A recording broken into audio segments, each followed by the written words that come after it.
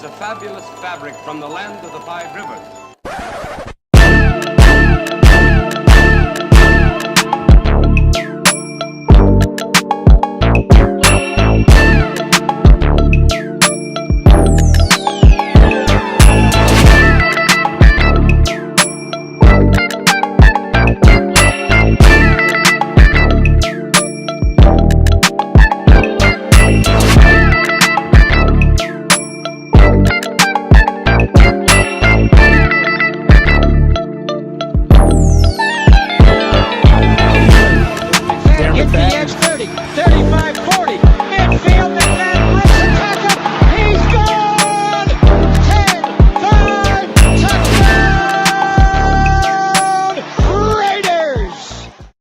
Years ago, when we came to Los Angeles, I really believed that the greatness of the Raiders would be in its future.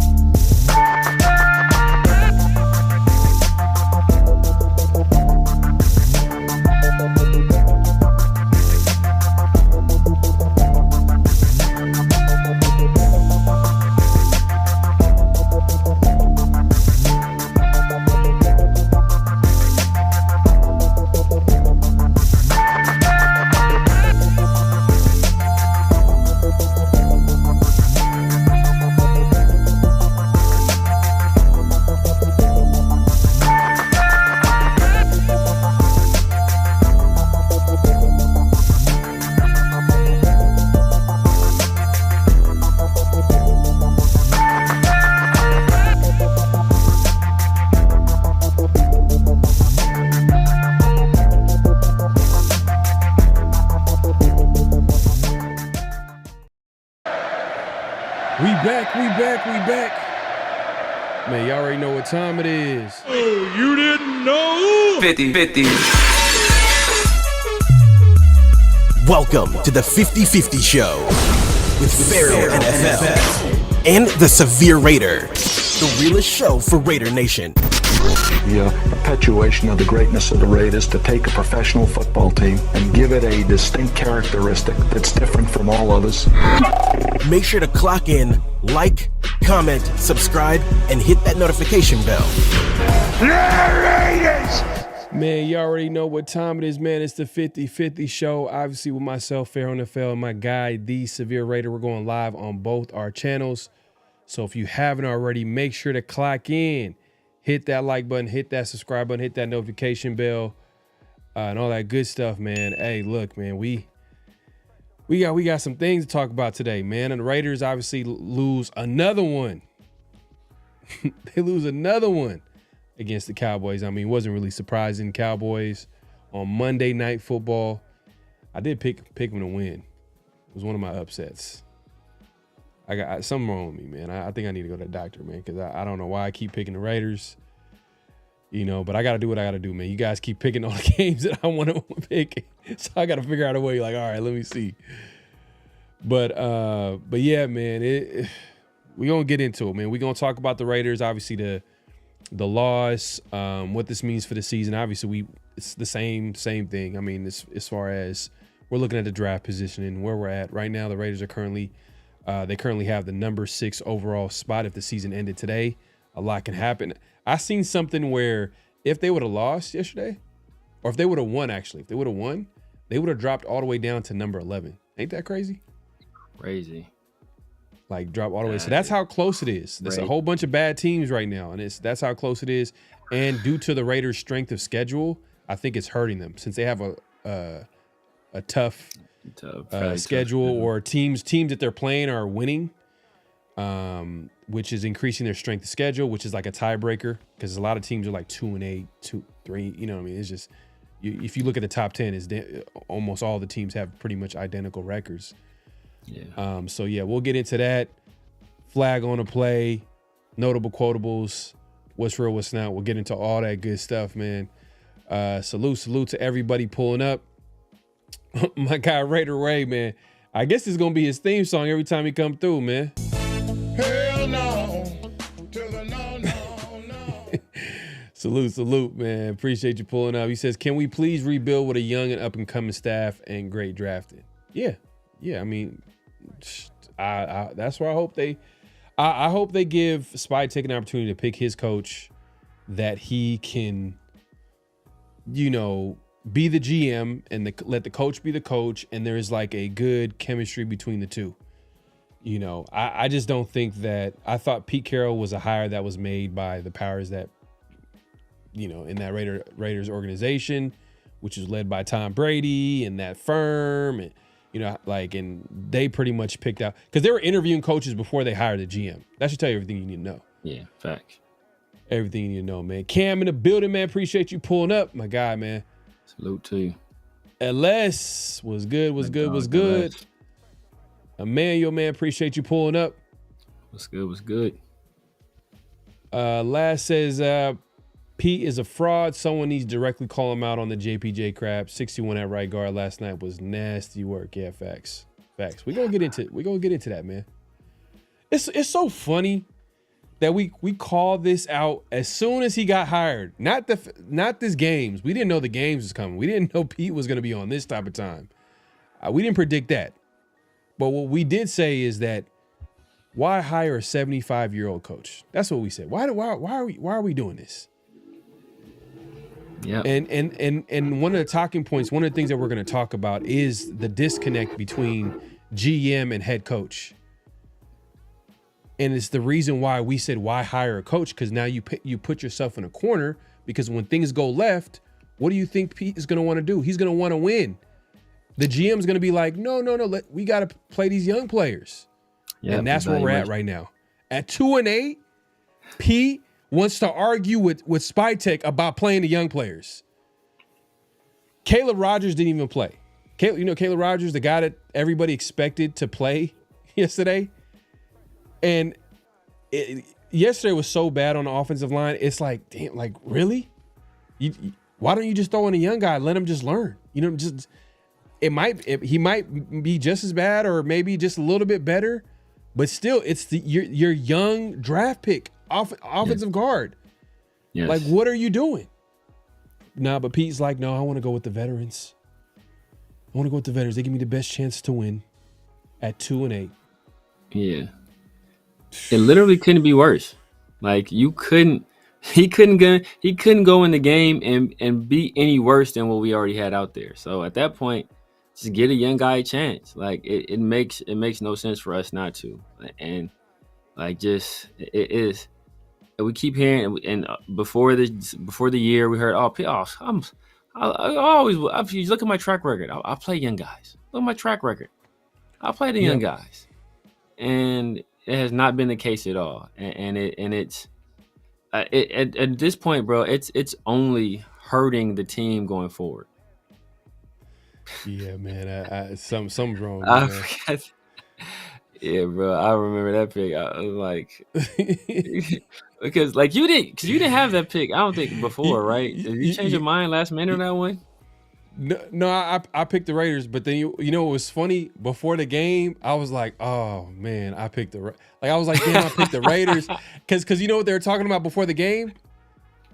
Because I'm superstitious like this. I don't know if you want to call this superstitious, but like when I hear like the team is dealing with someone that died, I'd be like, fuck. Oh yeah, that's like the Rams. No, the Steelers. The Steelers. You remember when the Raiders were playing the Steelers and their Hall of Fame running back died right before the game? I'm like, the Raiders lost. I'm like, come on, man. I was thinking about the hands up, don't shoot when we were both bad, and then the Rams beat us like 52-0, something like that. It was like, yeah, like this. My point is, it's not about the death. Brett Favre and his dad, and yeah, it's just something that galvanized the team. I'll be like, damn, man. I've seen that so many times where teams get hella motivated and they're like, kumbaya, just holding hands, like, yes, we're gonna win this for the team. Yeah, bro. Because I was thinking about the pick. I was like, man, I hope the Cowboys don't mess around and lay an egg, And then I saw the motherfuckers had on them shirts. I was like, oh, it's a wrap. When I seen the shirts, bro, I was like, damn, man. There's no way they're gonna lose. There's no way they're gonna lose.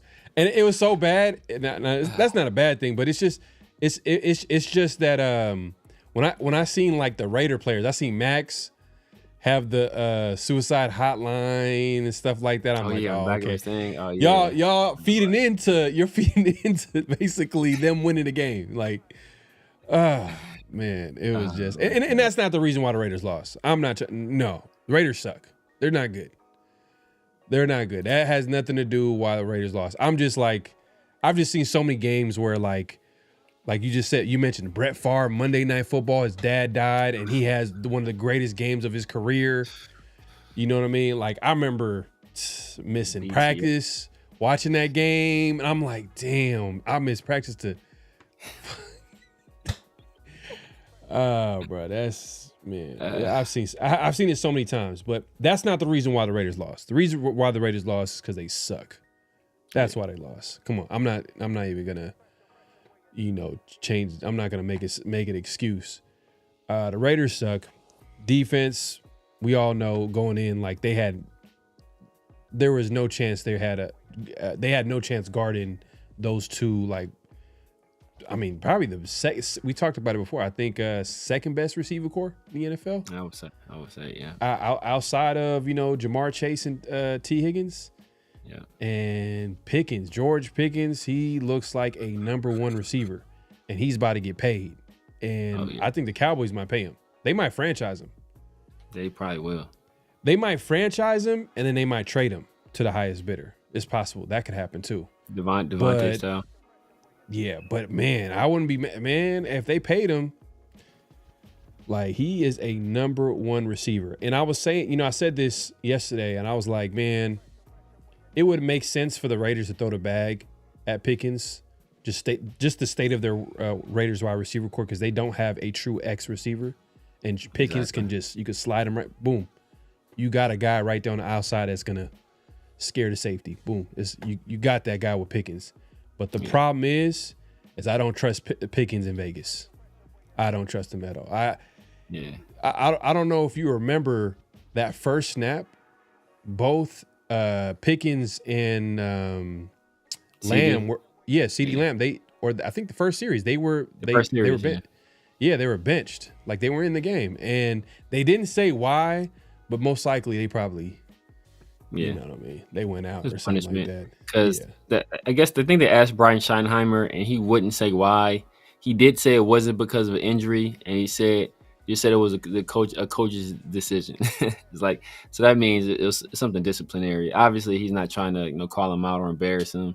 So that's good. People can kind of put two and two together and figure out what it is. They won't know the exact reason what caused for the disciplinary action, but they'll know it was disciplinary. So and I think we talked about it before the show.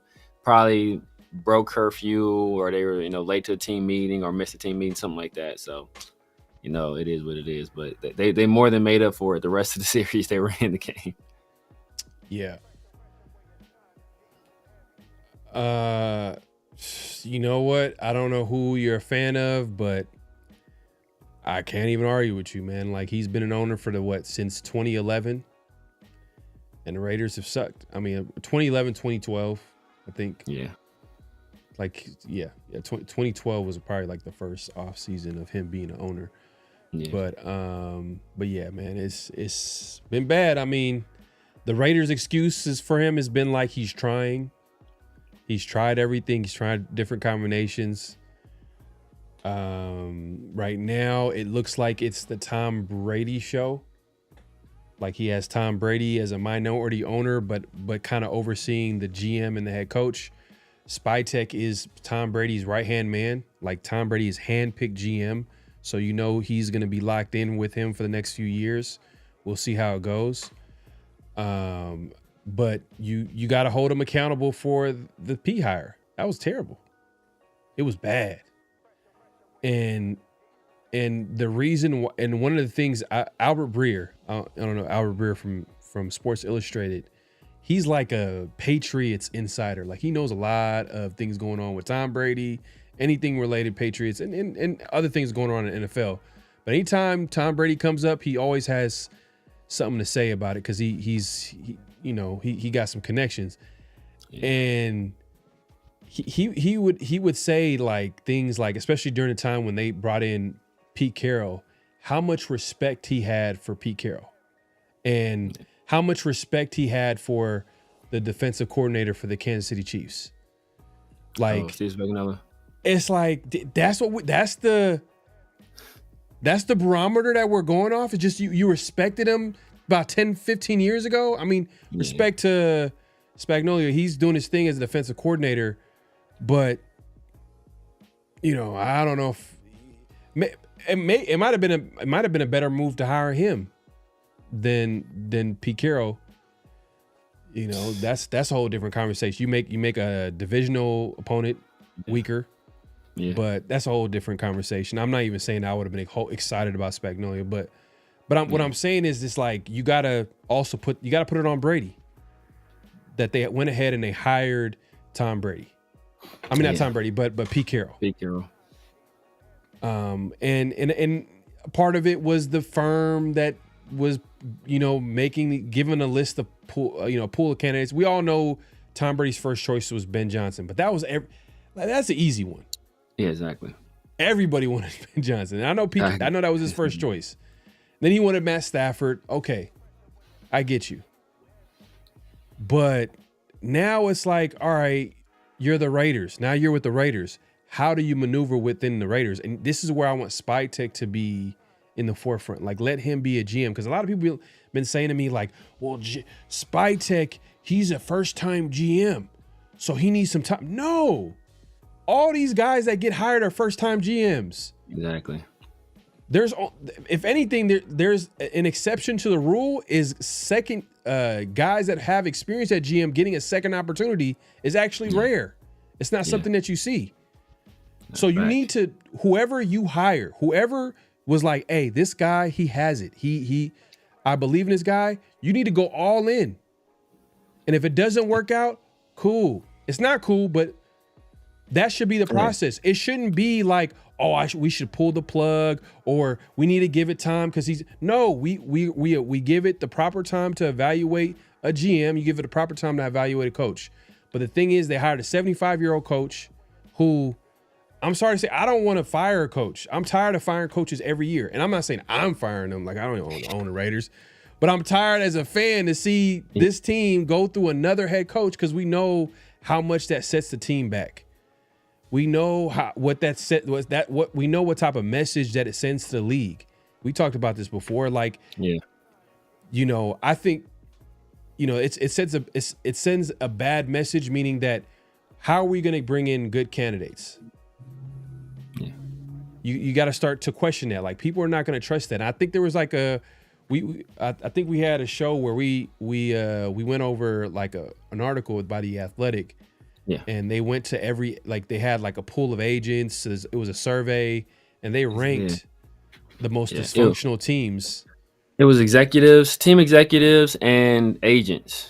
And the most dysfunctional team. And that was like right around the time after the Panthers and their owner had done what they did to Frank Reich with the whole, CJ Stroud and Bryce Young situation where, Frank Reich wanted CJ Stroud and the owner wanted Bryce Young, and obviously CJ Stroud went on to have one of the best rookie quarterback seasons of all time, go to the playoffs, and Bryce Young struggled mightily, ended up getting benched as a rookie. So it was a situation where it's like, like they had so they had their survey, and despite all that stuff, the Panthers were number 1, the Raiders were number 2. And that like I said it at the time, like how we keep just going through these coaches, man. Like nobody wants to stake their future, their reputation, their legacy, their income, their future income, right, on the Raiders organization, because there's no guarantee that you will be not only given the talent that you need to succeed, but the time that you need to acquire that talent, get that talent to jail, and then take off. Like before you do any of that, like, before you even unpack your bags fully, before you close escrow on your house, you getting fired. So and like nobody wants, like, and people never look at, like, I know for us, we're so distant from it, even as fans, we're so removed from everything, but these are still people, right? So these are still people that have kids, that have a family, and they have to, if you get fired and you uproot your family and you move to a brand new location, you got to deal with taking your kids out of school. And obviously, the kids don't want to move out because they've made friends there and they've built relationships there. And you've built community there where you lived before. And now you got to take your family to a new location. And you're thinking in your head, you know what? We're going to set our roots down here, and we're going to be a part of this community. And our kids going to go to this school, and they're going to be in this educational system. And then you do all that, and then you get fired. And then you have to try to find another job again, and then uproot your family again. Like, right? Like, man, it's like Pete don't gotta worry. I pretty damn sure about that. But but like these young coaches, like that's Pete got to find a new doctor. He got to find a new. It's like it's like my team of doctors over here. My optometrist is great. It's like, but it's like like so. Like, so that's stuff we don't consider, but that stuff these young, like all that stuff factors in, man. And we don't think it plays a real factor, but like these are human beings at the end of the day with people that they care and love, and with families and all that stuff. Like they look at all that stuff, man, and how we're doing these coaches it's not going. It doesn't make us an attractive destination. Not only just what's on the field, but just how we're doing everything in the front office as well. No, for sure. I agree. But the biggest thing, and you kind of alluded to it right now, is that it's the talent. The talent on this roster is pretty bad. It's worse than what we thought. But maybe it's the coaching combined with this talent is worse than we thought, because last year it didn't look as bad as this, and we felt like last year was bad. But exactly. This year feels worse. Exactly. Watching these games, and we have it looks like we have more talent, but I don't even know anymore. Like it's just, what are they? I don't know what's going on here. So there's a talent issue with the Raiders, which we clearly seen before the season. You know what I mean? We were like, I don't really have high expectations going into the season, but also we don't have a quarterback, most importantly, and that's what's going to be the toughest thing about moving on from Pete is. We don't have a quarterback, and we don't have a talented roster to bring in some of the best coaching candidates in the building. Yeah. So I wouldn't have no problem sticking with Pete, because hear me out on this one.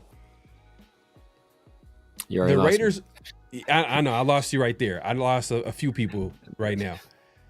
The Raiders are in a situation, they're rebuilding.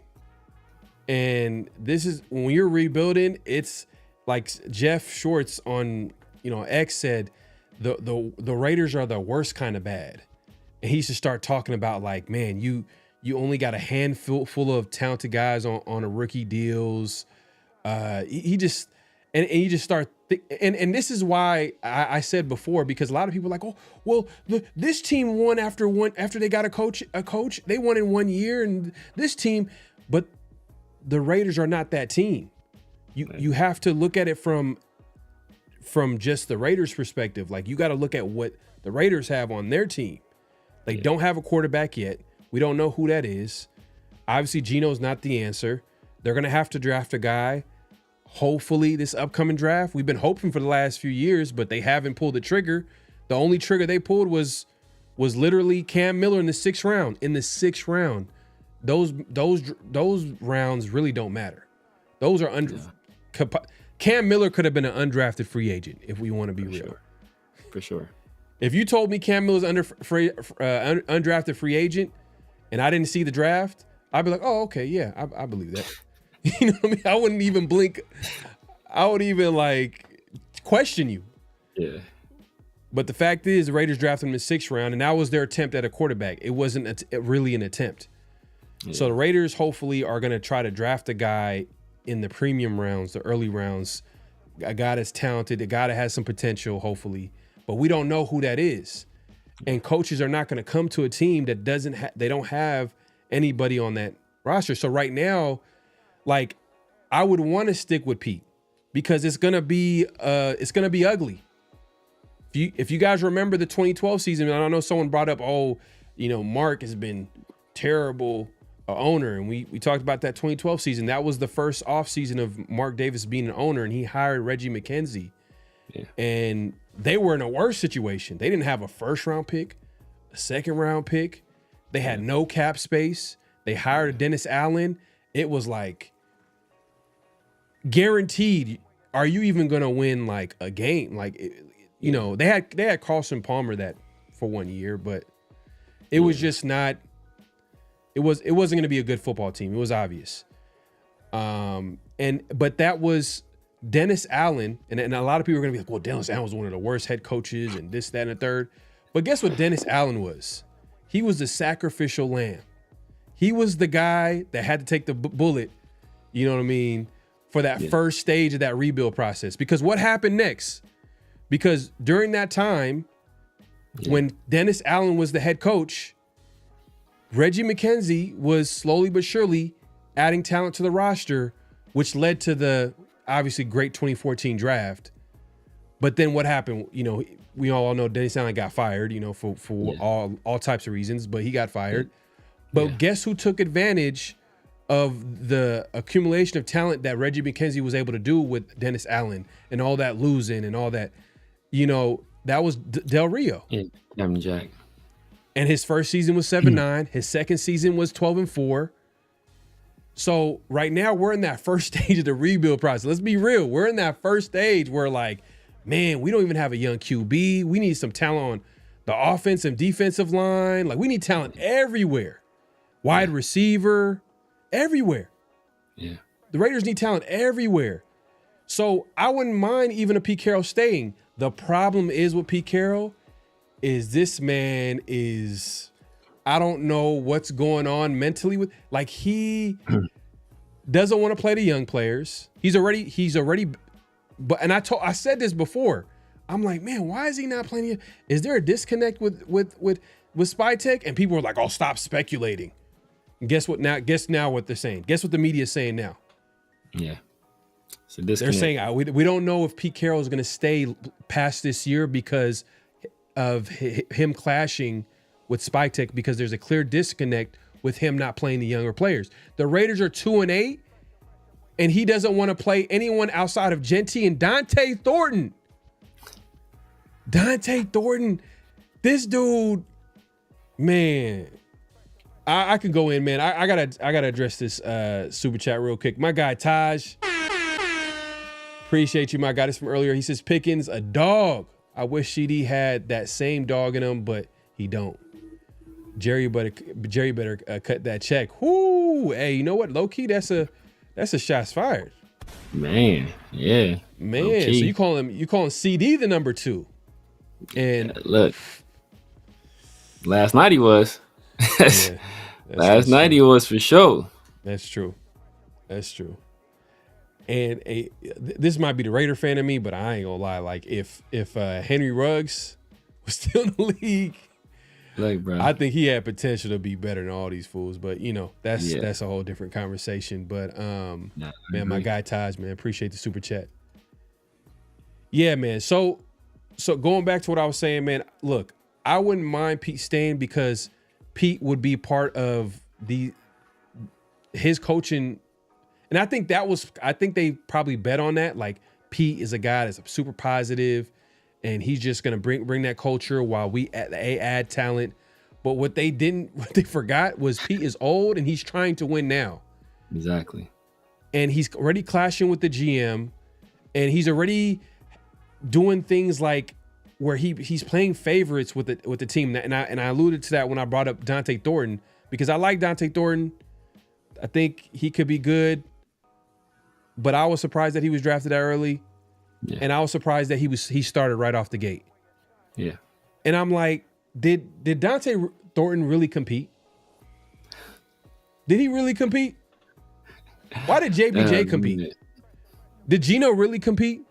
How about when Geno threw 3 interceptions in 3 different occasions, or at least 2? How about when Geno threw 13 interceptions, where he's tied with the league in interceptions with Tua? Yeah. Is he competing? Are you not having any thoughts of putting it, like, at least, hey, for all the people hating on AP, at least AP was like, nah, we'll start somebody else. Yeah. Now, facts. He had no problem be like, hey, you're not playing good enough. We're going to play another quarterback. At least he did that. Pete is not doing that at all. Pete is going to go down with the ship. He is going to go down with Geno, which doesn't make any sense at all for a guy that wants to win now, that wants to win. Yeah. I mean, it's a situation where, as we kind of alluded to, and I've said before, like, salute. Pete does a thing where it's compete for guy. Like, if you're not a Pete guy, then it's all about competition. Like however much you play, it's based on competition. If you're not a Pete guy, like Geno plays a bad game and he leaves him in there because he needs to practice. JPJ struggles a little bit and he pulls him out because he's not performing well. Well, like, why are you pulling out a second-year player that's not performing well, but leaving in a 35-year-old veteran quarterback that's not performing well? Like, who would need practice more in that situation? So, it's clear. And we heard it around the time of the Jermaine Pratt thing, right? We kind of heard rumblings then that there were some issues in the locker room and there was some favoritism going on. And there were certain people that were getting favorable treatment. And it was kind of, bothering some of the other guys in the locker room, especially some of the veteran guys. So we heard these rumblings way back then. And we kind of swept it under the rug because, like, nobody, like, you look at Pete, like, he looks like he's just the nicest old guy. Like, the guy you see, like, you out walking your dog, he's in the front mowing his lawn with the paper under his arm. Like, hey, Pete, how you doing, man? Oh, man, the kid's doing great. Pete, thanks for asking, man. Like, he's that guy. He's the neighbor. He's the friendly neighbor you have. But, bro, like, the way this dude is moving within this organization, bro, it is all bad, and it's causing rifts. And I think we talked about it a little bit with Murph, right? We hear about there's a rift between him and Patrick Graham. There's some rift between him and Chip Kelly. There's a rift between him and Spytek. We're he's the central figure in all of these rifts, and he's a guy that has his hands in all of these different areas. And obviously, he doesn't have his hands on the wheel of the car because this thing is sputtering and it's flying off a cliff right now. It's Thelma and Louise right now. At the end, it's flying off a cliff. Like, bro, you're not controlling the direction of this or the aspects that you should be controlling, which is the culture and the locker room, and the competition and building that strong foundation. Instead, you're worrying about having your hands in all these other pots or playing favorites or making sure your guys are the guys that are in the game, and that's just throwing everything off. Yeah, shout out to my guy. Pete doesn't know he's rebuilding. Jay Raider, yeah, for sure, man. Jay, man. Hey, shout out to him, my guy. Hey, man, definitely check out Jay Raider, man. Just Raiders, baby, man. Definitely check him on YouTube. Make sure to subscribe to my guy. But yeah, man, Pete is that's the problem. It's the fact that, like, he's not. We heard about. You know what? I got a bone to pick with old boy from The Athletic. That was the Seattle Seahawk insider, and how he was hyping up Pete Carroll. I'm about to rewatch that interview, man. Like, I ain't got no problems with him, but man, he hyped up Pete Carroll like he was the best thing since sliced bread. Like, man, Pete is gonna bring back this team and this, that, and the third. And man, it looks like Seattle knew something that nobody else knew when they got rid of Pete, or they respectfully, moved him to an advisory role in the building and let John Snyder run the show as a GM. And so far, John Snyder's been making the right moves, by the way. Seattle over there doing their thing. And Geno too as well. They made the right move by getting a 3rd round pick for Geno Smith, man. They were able to flip that, get, obviously Sam Darnold in free agency and essentially the same contract and get a 3rd round pick on top of that. Yeah. Crazy. But see, what we say other people didn't know, or like only the people in Seattle, because basically what they did, Seattle did the coaching, version of putting Pete in the old folks home, right? Like this shuttle, like, oh, come on over here, Pete. Like, come here to this office, and just take a look at these scouting reports and tell us what you think. Color on them and leave us some notes, and here's some sticky notes to put stuff on there, and just leave it on my desk in the morning. I'll check it out. Now, that's essentially what they did, right? They stuck him into a low impact role, and they'll just let him make him feel like he's still part of the organization, but he's not really actually doing anything. Nobody really has to listen to him. It's just doing busy work, right? And we say nobody else knew, but guess what? How many teams interviewed Pete? 2. And the Bears, that wasn't a serious interview. Like, the Bears already basically knew they had Ben Johnson. That was the guy they had locked in on. So the only team that seriously considered Pete Carroll was us. No other team that had a vacancy even took a look at Pete Carroll. They didn't even call and request it, because Pete Carroll would have went. He was desperate to get back to coaching. He would have went and took any interview that was offered to him. Nobody else wanted that interview but us and the Bears. And like I said, the Bears, I think that was just doing their due diligence type of situation, because I feel they already knew they had Ben Johnson locked up. So like everybody knew but us, and we were sold a bill of goods. Because now that you say that, what we heard all offseason is that, you know what, Pete is that's not necessarily a ceiling coach, but he's a floor coach, right? He raises the floor for your team. You're not going to be lower than this. He's never won less than 6 games in a season. Never has he done it, right? Flag on a play. That's a flag on a play. Flag on a play. For sure. Flag on a play, man. Real quick, me acknowledge LS Super Chat, man. Appreciate you supporting the show. He says, we can't hang on to Pete just for the sake of not firing another coach. You can't go another year with this type of disconnect between coach and GM. Facts. I don't think you can do much worse than Pete right now. Yeah, man, look.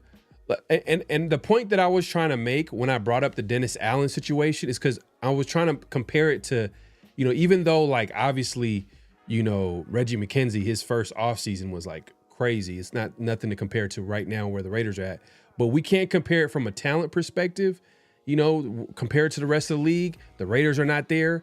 From a quarterback perspective, the Raiders don't really have a quarterback. If anything, that team had a quarterback in Carson Palmer. You know what I mean? Compared to Geno Smith, and we know that if Pete's gone, Geno's for sure gone. Like, he ain't. Yeah. They better get rid of him. Ain't no one going. You ain't competing over here. Go compete somewhere else. But the point I was trying to make is that, like, he go back to coaching whatever he was coaching. So he could yell at people and tell them that's why he makes the big bucks. make the big bucks somewhere else, man. Whatever you say, I make the big bucks, make that somewhere else, man. Ain't not with the Raiders. But that being said, the point I was trying to make was that, like, Pete is he's not with the rebuild. He wants to win now. There's a disconnect with him and Spytek, and they need to go their separate ways because they need to get someone that's actually on the same page. Every coach is going to want to win. I get that. But at some point, if you're not playing the young players at 2-8, Kelly is starting on the outside. He's getting cooked by Pickens. Why not put Darian Porter? Let him go against some top tier talent in George Pickens. Let him get those reps. He's not going to do it. He's not going to do it. Just like, I don't know how true this is. I seen somewhere where Caleb Rogers was supposed to start the game, and then he had one bad practice, and they just went ahead and went with the veteran instead. But the crazy thing is, shout out, Vinny even made this point. Vinny, he said, he didn't agree with the move. Like, even if you didn't want to start the game with him, he still could have got some reps in the game at some point, especially in a blowout. So because Caleb Rogers wasn't even active.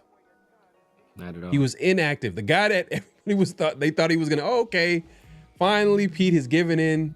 Like he's gonna let the young guys play. He's still, man. But I almost grabbed Caleb Rogers talking to the media for a notable quotable because like the way he was talking, he made it sound like he was about to play.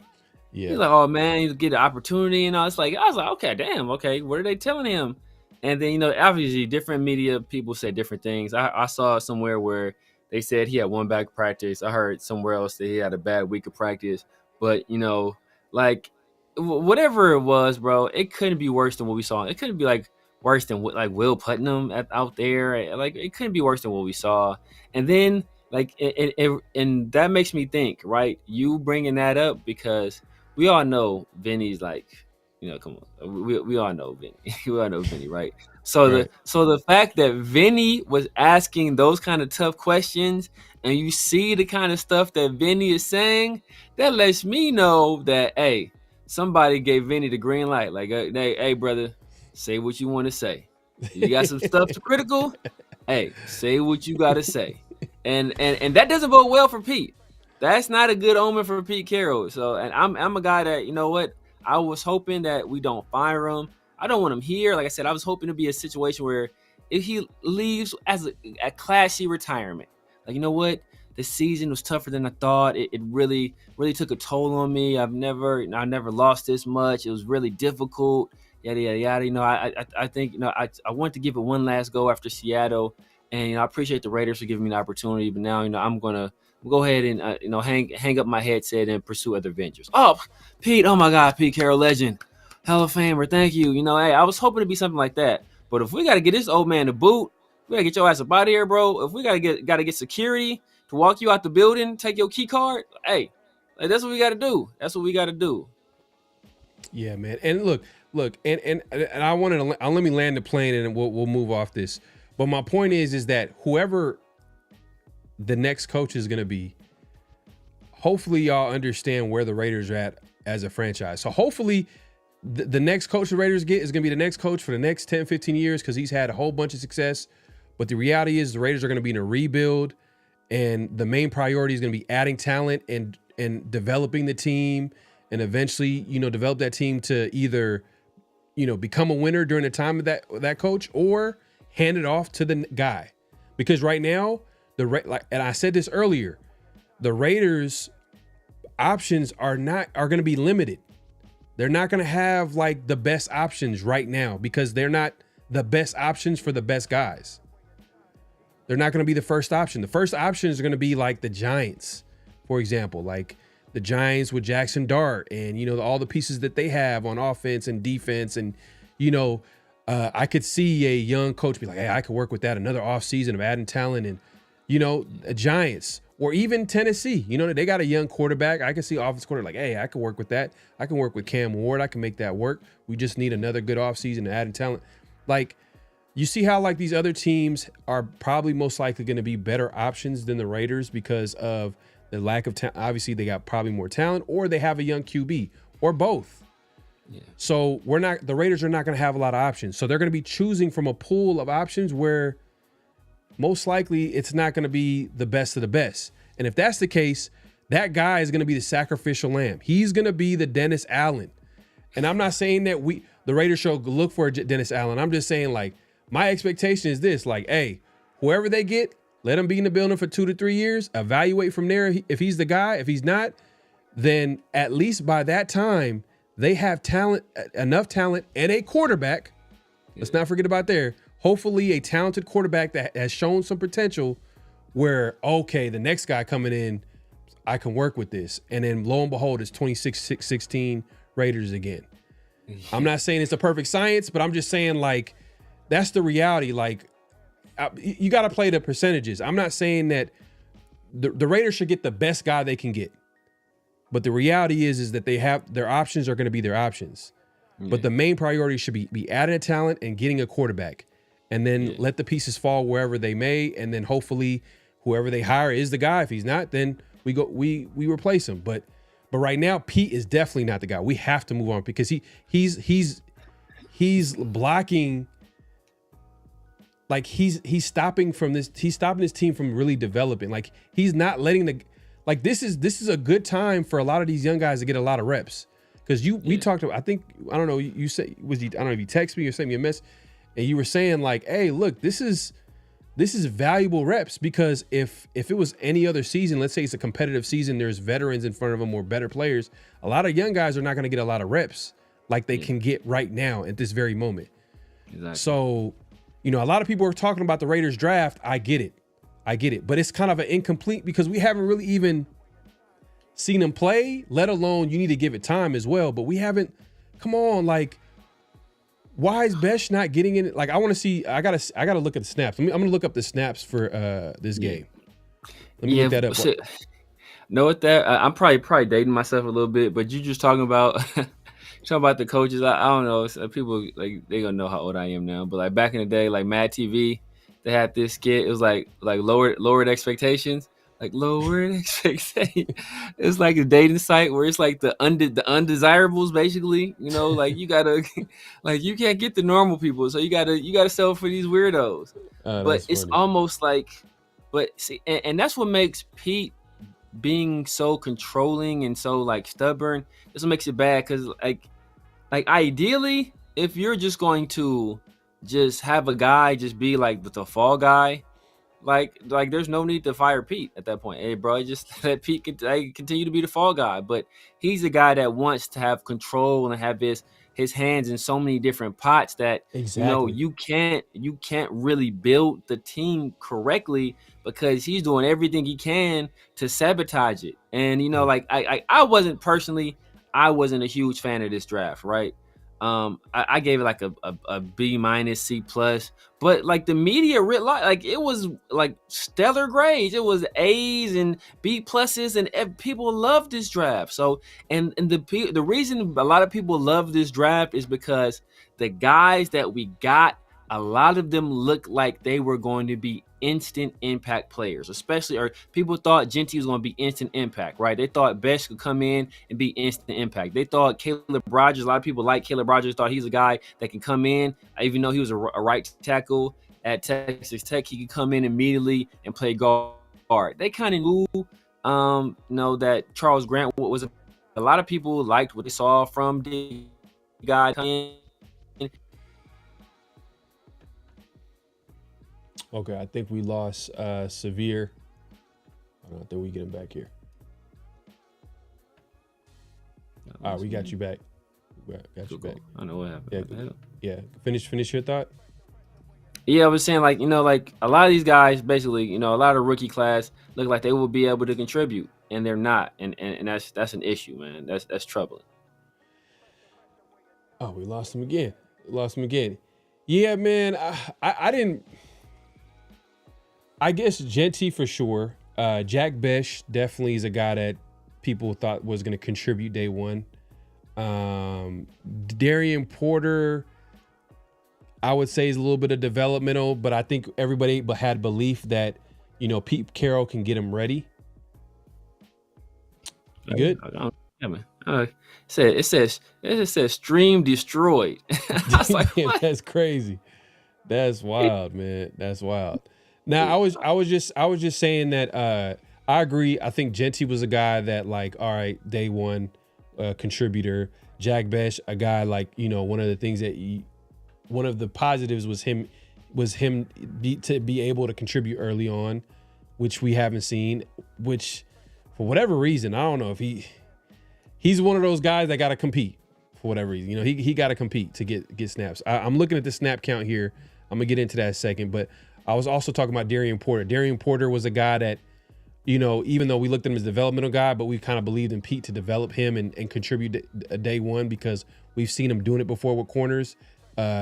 Most recently, the corner that's currently Reek Woolen with the Seattle Seahawks, a guy that was a 4th, 5th round pick, not even a 3rd round pick, but same types of measurables, was able to be an impact rookie.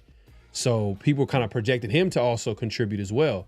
And then you go to Dante Thornton and, Caleb Rogers and Grant. I wasn't expecting them to come in and like contribute right away. Hemingway, Pegues, maybe. You know, because we didn't really have like a whole lot of talent in front of them. And we thought maybe Christian Wilkins, maybe we're like, oh, okay, they're going to be part of the rotation. But then we didn't know what was the Christian Wilkins situation. Kind of like that was kind of the beginning of mayhem. But I'm looking at the snap count here. All right, let me look at it. Darian Porter played 15 snaps. So I don't know, my guy Kevin. I know you said he got into the game, but that's not good enough at all. So to put that in perspective, Kelly played 47. He played 70% of the snaps. That's not good enough, man. Let Porter get some snaps, bro. I want to see, is he going to be a starter next year? Like get him in the game. Let him start. You know how this is so valuable because you remember when and I know people are going to be like, oh, well, he's gone. He's not here no more. But a corner that we traded to the Philadelphia Eagles. Jacorian Bennett? Jacorian Bennett was a day one starter who we thought Darian Porter was because he was starting all off season. But Jacorian started that entire season and he had struggles. But he came back his second year. It looked really improved. Like really improved. But we all found out Jacorian Bennett, he couldn't stay healthy, and we get it. The injuries kind of, has been an issue in his career. But he came back to that second year really improved. Probably our best corner. He was our best corner that year. So my point is, for sure. Let Darian Porter start the rest of the season, and let that momentum go into the offseason, and then let him kind of establish himself as a starter next year, hopefully. You know what I mean? And I'm not saying that's going to stop the Raiders from addressing the cornerback position because we do need it. We need a guy or two because Stokes, is he coming back? I don't know. I know he's playing solid this year, but I don't know if he comes back. We need a nickel for sure. Like it's not even a question. But I'm looking at the snap count here. Darian Porter, obviously played 15 snaps. Let me look at some other guys here. Hemingway got in there. He got 38. Okay. Yeah. Got 38. That's cool. I like that. Pegues was inactive. Yeah. Pegues was inactive. I'm trying to see some other rookies in here. Besh, hey, guess what? Oh my, Besh. Man, I think this might be a season high right here. Besh got 9 snaps. That's not a season high, but that's bad. That's bad. Besh had 9 snaps. Tyler Lockett had 28. And Dante Thornton has 23. Tucker obviously dominated, the snap count at wide receiver. He had 58, which is understandable. Yeah, I mean, he's the only but yeah, bro, like I just let Besh play. I just want to see him play the rest of the season. Let these guys play. Like, is Jack Besh is he gonna have a role? Like, I want to see if he can develop himself this season and so it can go into next. Like I said, with same thing that I said about Darian Porter applies to guys like Jack Besh too. He was drafted, if we're being honest, he was drafted to be the replacement for Jacoby Myers. Yeah. So yeah, and now Jacoby's gone. He's still not playing. So it's like, okay, now what's your reason? Because before the reason was, hey, how's he going to play? He can't play ahead of Jacoby. Or, Jacoby's one of our better receivers. He can't play in front of him. But Jacoby's gone now. So what's the excuse now? Right, man. We appreciate everybody coming through. Make sure to clock in, hit that like button, hit that subscribe, and hit that notification bell. Oh, my bad. Let me address the super chats real quick. Zen Raider, man. Salute. Appreciate the super chat. He says, what if the next Dennis Allen was Dennis Allen? Oh my God. Oh man. You just said a cuss word to me, man. Nah, that would be ugly. He ain't falling for that twice, bro. He ain't falling for that twice. Yeah, that would be ugly, Zen. That would be, I'm not gonna lie, that would be super ugly. But like I said, man, right now, the way I'm looking at it, I guess I'm looking at it very cutthroat and just calculative, I'm just like, hey, look, we need to get talent. Coaches, you know, you got to, hopefully you get lucky. I mean, because the Raiders haven't found a guy. I mean, they haven't been able to find a young guy, because that's what they really need. Like we've been kind of going with these retreads, you know, retreads, like these coaches that, you know, who've been coaches before. And not to say that they don't have any success. There are guys who've had success in their second stop, but we just haven't had any luck. Why don't we just go and try to see if we can find a young guy, first time head coach, whoever that is. I think, if anything, I know I said that they're not going to have the best options. And I remember I said this to you before. They might be able to get like a good defensive coach, because defensive coaches are hard. It's hard for them to get jobs compared to offensive head coaches. So they might be able to get the best of that. Yeah. You know what I mean? You just got to make sure that OC hire is unbelievable. No, facts. I mean, the thing is that what might make it a little bit harder is that the success of, obviously we talk about Mike McDonald in Seattle, and then we see what my guy is doing down in Tampa Bay. Damn, I forget his name. Todd Bowles. Todd Bowles. Yeah. Todd Bowles is doing down in Tampa Bay. So, you know, teams might start looking at, hey, you know what? Maybe a defensive coach is not as bad.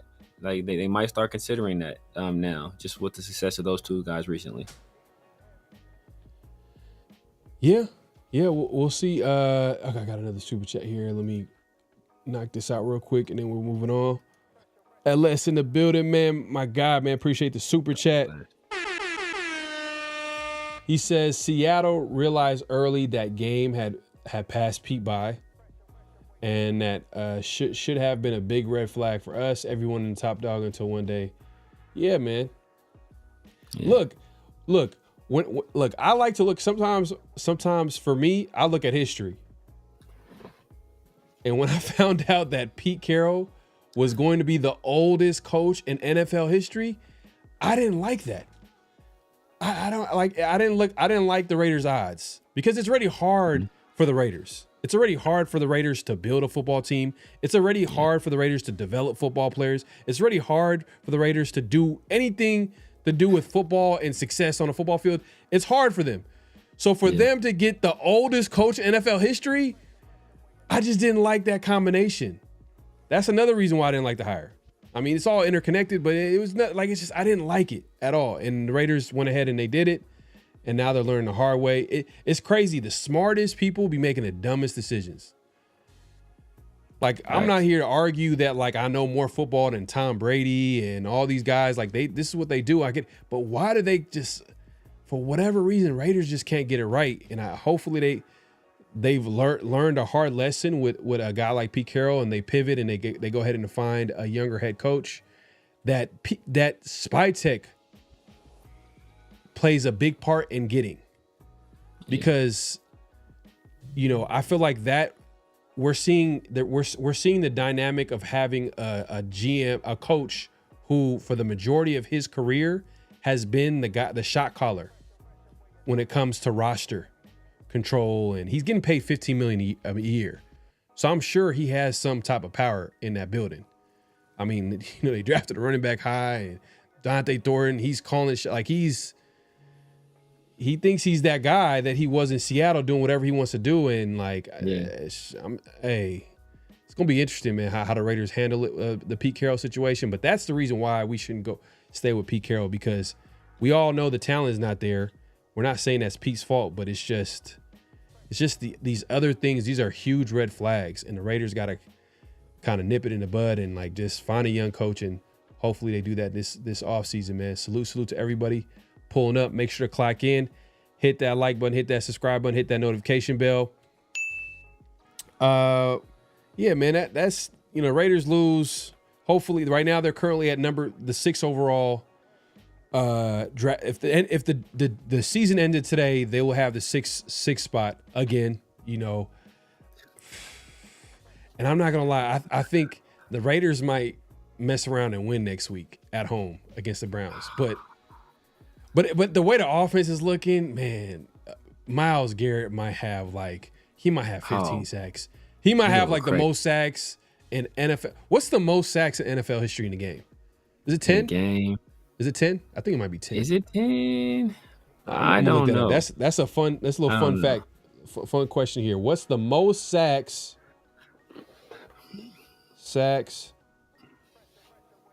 in a game? 'Cause he's had 5 already this year. I think he had 4 against the Ravens. Derek Thomas. How would he Derek put it? 10? Thomas has the record November 11th for the Kansas City Chiefs, 1990.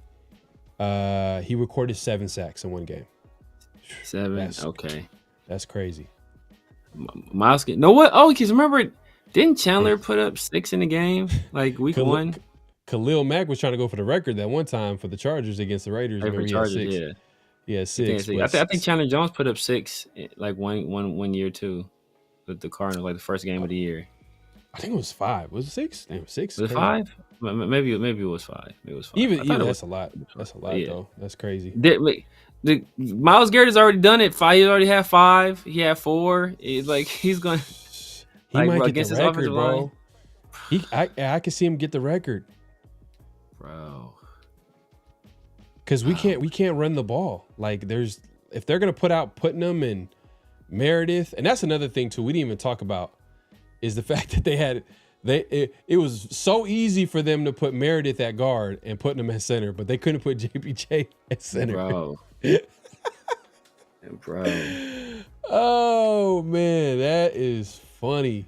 It's just that's all you can do is laugh at this point, man. It's not that funny, but it's all you can do is laugh.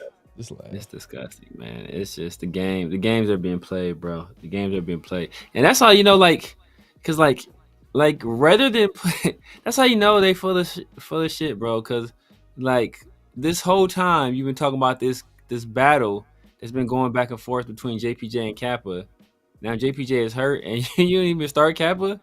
You start Jordan Meredith and put Will Putnam. It's bro, this is a waste, bro. This is they're wasting everybody's time. And we didn't even get into it. I guess we get into it now about Pete Carroll, right? Speaking of what we did offensively, Pete Carroll came out and said, "Hey, you know what? This offensive game plan, peekaboo, is my idea." What? This is your idea. You were and people keep saying this is what pissing me off. But everybody's like, man, you're paying Chip Kelly $6 million a year. You think he's just sitting back doing nothing? Like, bro, the man has both of this dude's son on the offensive staff. Do you think that's by coincidence? You think because he's not wielding influence? The 4 most important positions in terms of the coaching staff on the offensive side of the ball are all staffed by either Pete Carroll's son or a guy that worked with Pete Carroll in Seattle.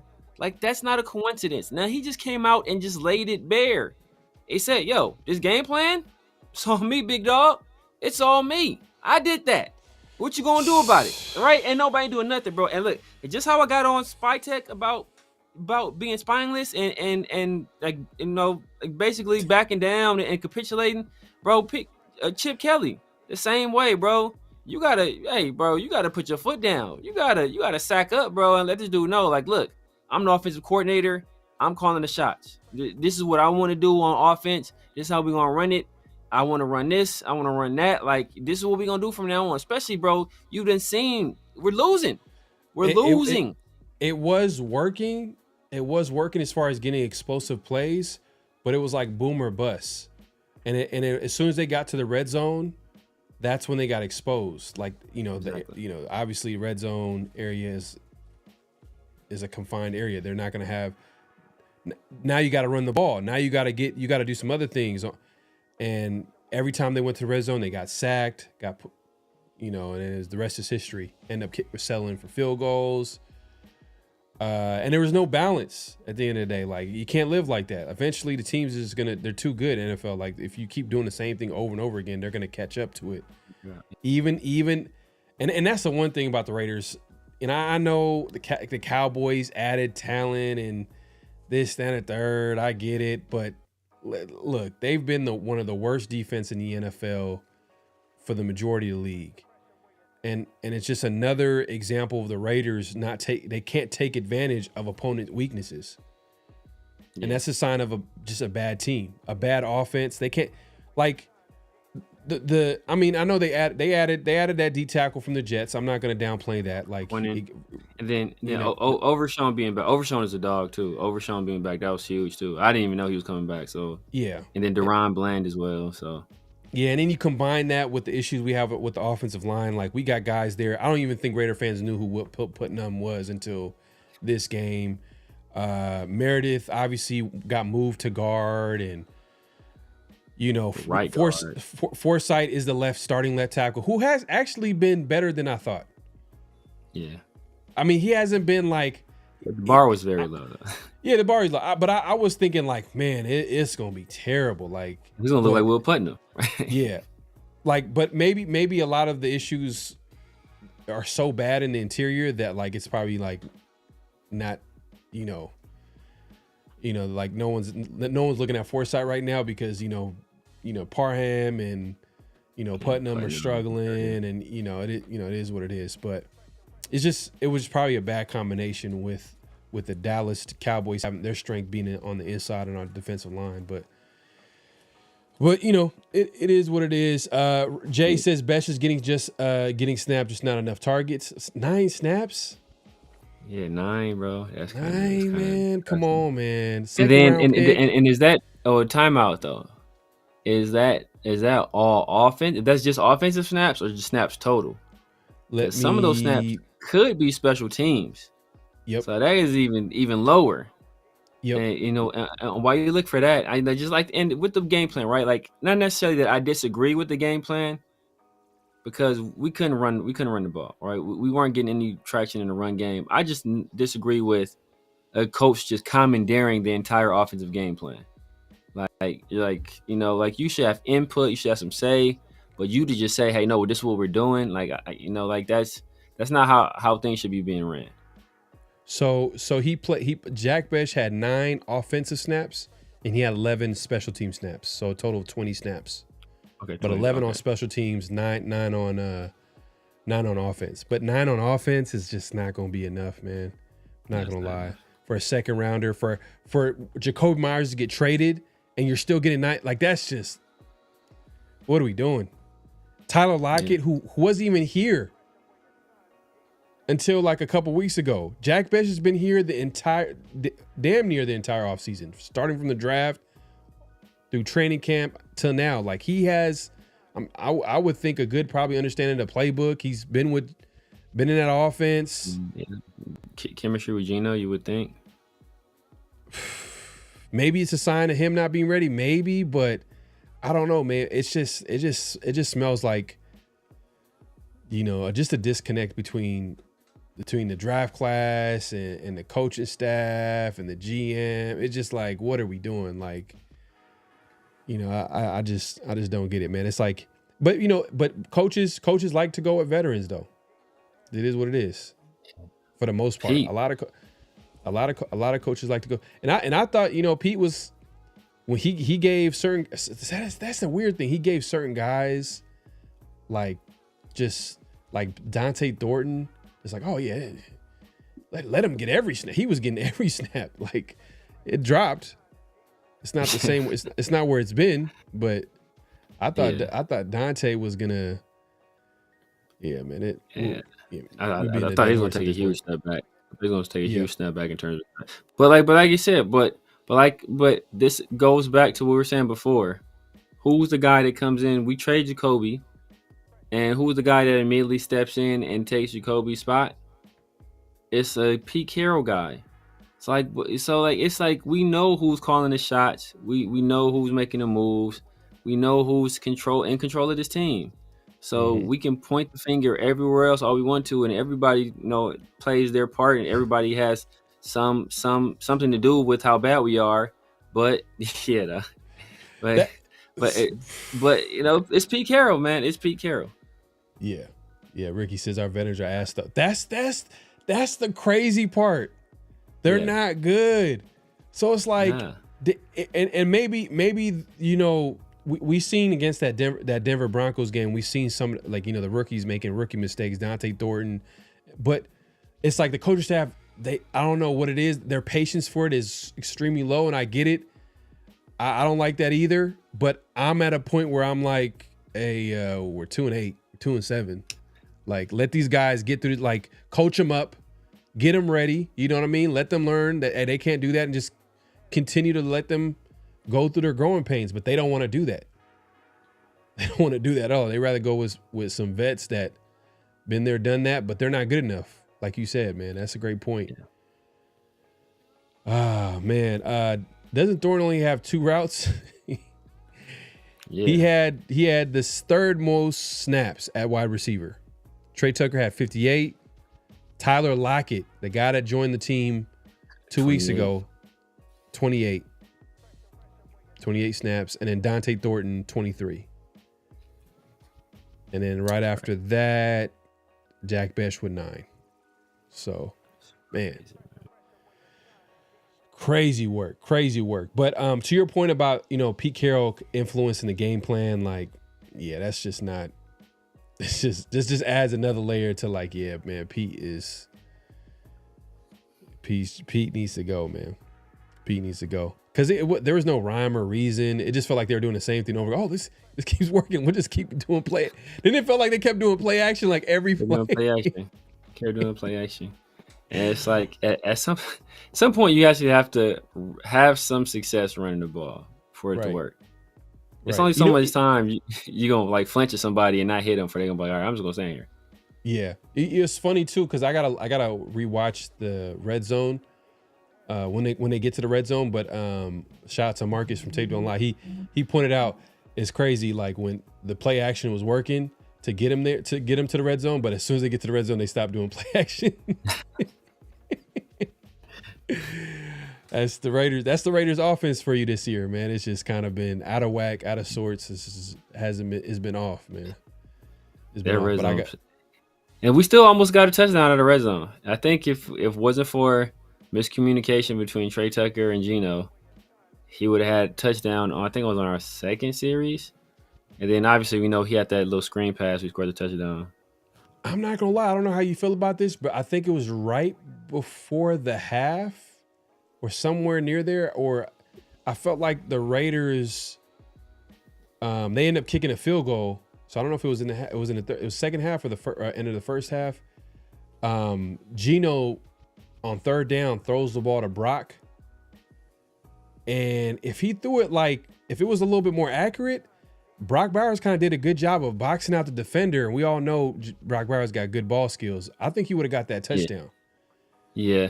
I think in that situation, I mean, I think Geno meant to throw that pass where he threw it to, because usually in those routes you try to throw it to the pylon, put it in a place where you don't want to Seattle it, where, hey, Brock, the ball, the defender hits the ball, it pops up in the air or something like that. So usually, like you see a lot of those routes, right? It's usually like thrown to the pylon, and where the guy, hey, they make it, they're going out of bounds to catch the ball, and that's how they make the pass. So I think that's what he intended for Brock to do, and obviously Brock would have the intention that, hey, you know what, I got the guy, hey, just give me the ball, turn right around, the throw's on me, I fall down, catch the pass. I think he wanted Brock to kind of work his way to that pylon. So, again, it's miscommunication on offense. If we saw it with a pass to Trey Tucker, where expecting Trey Tucker to sit in a certain spot in the back of the end zone, Trey kind of sat somewhere else, and then, he couldn't get his hands on the pass. And the same thing with Brock Bowers, where, he was expecting Brock to do something else. Brock did a different thing, and then that's just been the theme this year. That's been the thing.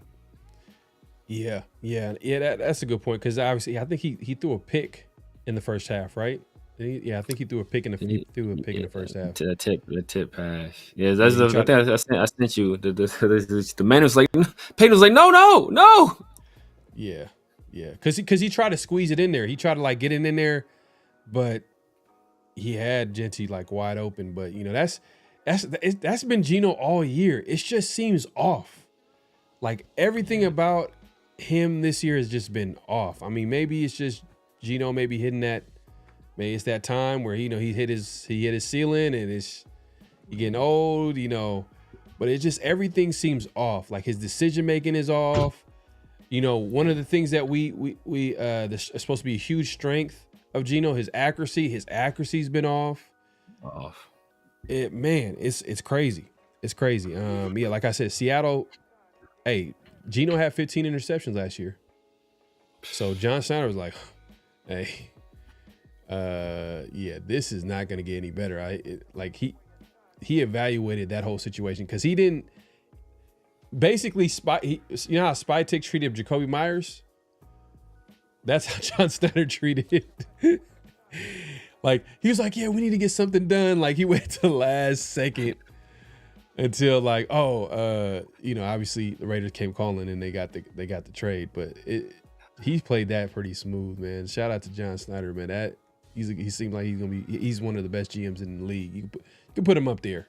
Jason, I put Jason Light and Les Snead and Harry Roseman in like their category. But like John Schneider, he's been doing it for a while, man. He's been doing it a while, so we got to give him credit, especially. Now he's going to be able. Now he's building that team in Seattle right now. So you got to give him credit.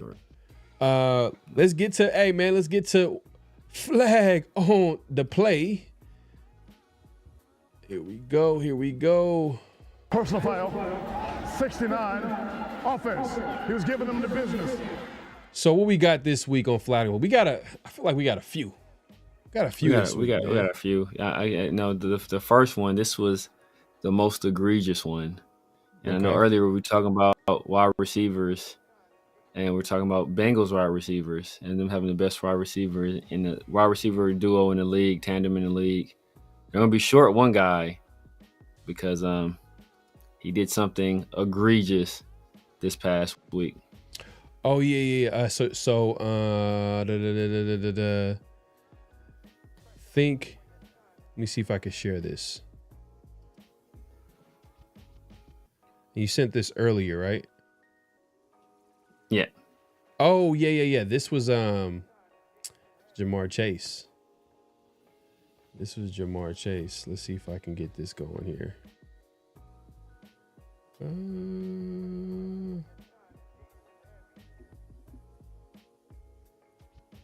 Oh yeah. You see it? No. All right. Hold on. Just bear with me, man. If you haven't already, make sure to clock in, hit that like button, hit that subscribe button. If you're just joining us, we're about to put on the flag on the play this week, and it's Jamar Chase, man, and Jalen Ramsey kind of go at it here. And I'm about to play a clip showing it. It's the second time this happened too. This is crazy this season. What's going on, yeah. man? That's super disrespectful to spit on somebody. Yeah, bro. That, man, not gonna lie, man. Ramsey should have got suspended. Ramsey should have got suspended. He should have got suspended. He should have did something enough. He should have got suspended. But see what Tomlin said? Tomlin? What did he say? Yeah. They asked him about, hey, what do you think about like Jalen Ramsey? Do you wish he would have, removed himself from the situation, or you wish some of his teammates would remove him from the situation? He's like, look, man, when somebody spits in your face, like, you got to go with your natural reaction. You go with your natural reaction. That's all I'm gonna say. That's some real stuff right there. So here's the clip, and here we go. Here's Ramsey. They talking some smack right here to play. They spit you see it right there. Dude, right there. It's so obvious, bro. Yeah, he would have had every right to go crazy on him. Not gonna lie. Every right, bro. Right there, you spit it again. Like, see that close up? It's crazy. That's bro. Like, in a different setting, bro. People have lost their lives for less than that. So Jalen Carter was the one. He spit on somebody this year. It was Dak. It was Dak. But Dak had spit on him first. But they only caught Jalen Carter. So Dak had did it first, and then when Jalen Carter did it back, I would say this: Dak spit like at him. I don't know if it actually hit him, but he spit at him. So Jalen Carter spit on Dak, and they only caught Jalen Carter. I think that was like week 1. And Jamar Chase tried to deny it too. So Flag gonna play Jamar Chase, but he tried to deny it because he didn't think the cameras. You're in the NFL, buddy. The cameras are everywhere. Everywhere. And not to Flag mention play the Jamar thousands Chase, of cameras in the stands. Not only do you got multiple cameras from the NFL and the league, there are hundreds of thousands of cameras in the stands from these fans, bro. Like, you can't get away with. We caught Gardner Minshew eating a booger on the sideline. You think we ain't gonna catch you spitting on somebody on the field? Yeah. Especially you. Come on, you're talking to Jalen Ramsey, you're Jamar Chase. Like, they're gonna want to. They're gonna want to videotape that interaction because like you guys are premier players at the position. So exactly. Yeah, man. Flag on the play on Jamar Chase, man, for spitting the second. I mean, I can't even remember. Has this happened? I mean, I feel like this happened before, but I don't remember outside of this season. I'm trying to think. I'm sure it's happened before, bro. I just don't remember. I don't remember it happening before, but this is crazy. Second time this year. I mean, this is super disrespectful. This one was kind of like you said, man, this was kind of like out of nowhere. I mean, they probably were like jawing at each other the entire game. I don't know. Maybe Ramsey probably did something dirty. I don't know. Like, just to play devil's advocate, maybe what led to this, but spitting, that's a flag, man. We got to call it like we see it, man. But we're not done. We are not done. We got another flag on the play. And I know earlier we were talking about some of the flags. Like we have to get a flag to the Seattle Insider from The Athletic. We had to give him a flag on a play for the hype. He's a floor raiser. We're gonna have to play that clip. I'm gonna have to find that clip. I think I posted that on X or something like that. I'm gonna have to search for that. But he's like, yeah, Pete Carroll's a floor raiser. Yeah, man. That interview with The Athletic. Yeah, I gotta find that.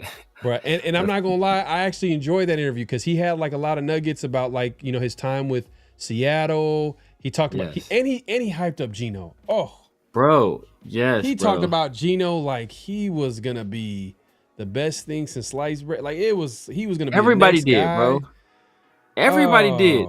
Like when we first traded for Geno, both me and you were kind of like, cool, he's an upgrade, but Geno Smith, and then we started hitting like I in particular, I probably saw more of it than you. I started seeing like what the film guys were saying about Geno and like and the analytics guys, and they, and I'm watching the PFF and I'm watching Ted Wynn and I'm watching like all these analytics people, and they're like, Geno Smith, this guy, he's the top deep ball passer. He's the most accurate quarterback over the past 3 years, and his big time throw rate is this. And when he's throwing the ball over 20 yards, he's by far the most accurate. And and then I heard all that. I'm like, well, damn, okay, we got us one. Coach got a question for you. He says, Vera, what would you do if someone spit on you and they bench 500 pounds and was 7 feet tall? So, Coach, as you know, I'm assuming you a brother. I think you from the Midwest. Your brother from the Midwest. How tall somebody is and how much they bench has nothing to do with how well they can fight. Why Coach got to paint that picture like that, man? That's wild, man. Hey, how tall they are and how much they bench has nothing to do with how much they can fight. That's first of all. And second of all, I will make sure they never spit on me again. Well, will I make it out alive? I don't know, but I will make sure that they never spit on me again. Tribe, I respect it, man. Yeah, man, that's super disrespectful. You guys stand for something. I think Bill Romanowski spit on a couple of people. I could believe that. Bill Romanowski was crazy. He was crazy. He was I don't know why. Every time I think of Trace Bill Armstrong Romanowski, probably did too, though. Trace Armstrong probably spit on some people. He was another crazy dude. Probably defense tackle. I don't know why. Every time I think of Bill Romanowski, I just think about like his last days with the Raiders. Remember what he did to old boy on the practice squad, or not at that time, not practice squad, but he was like on the team. It was like a scout. He was a brother too, wasn't it?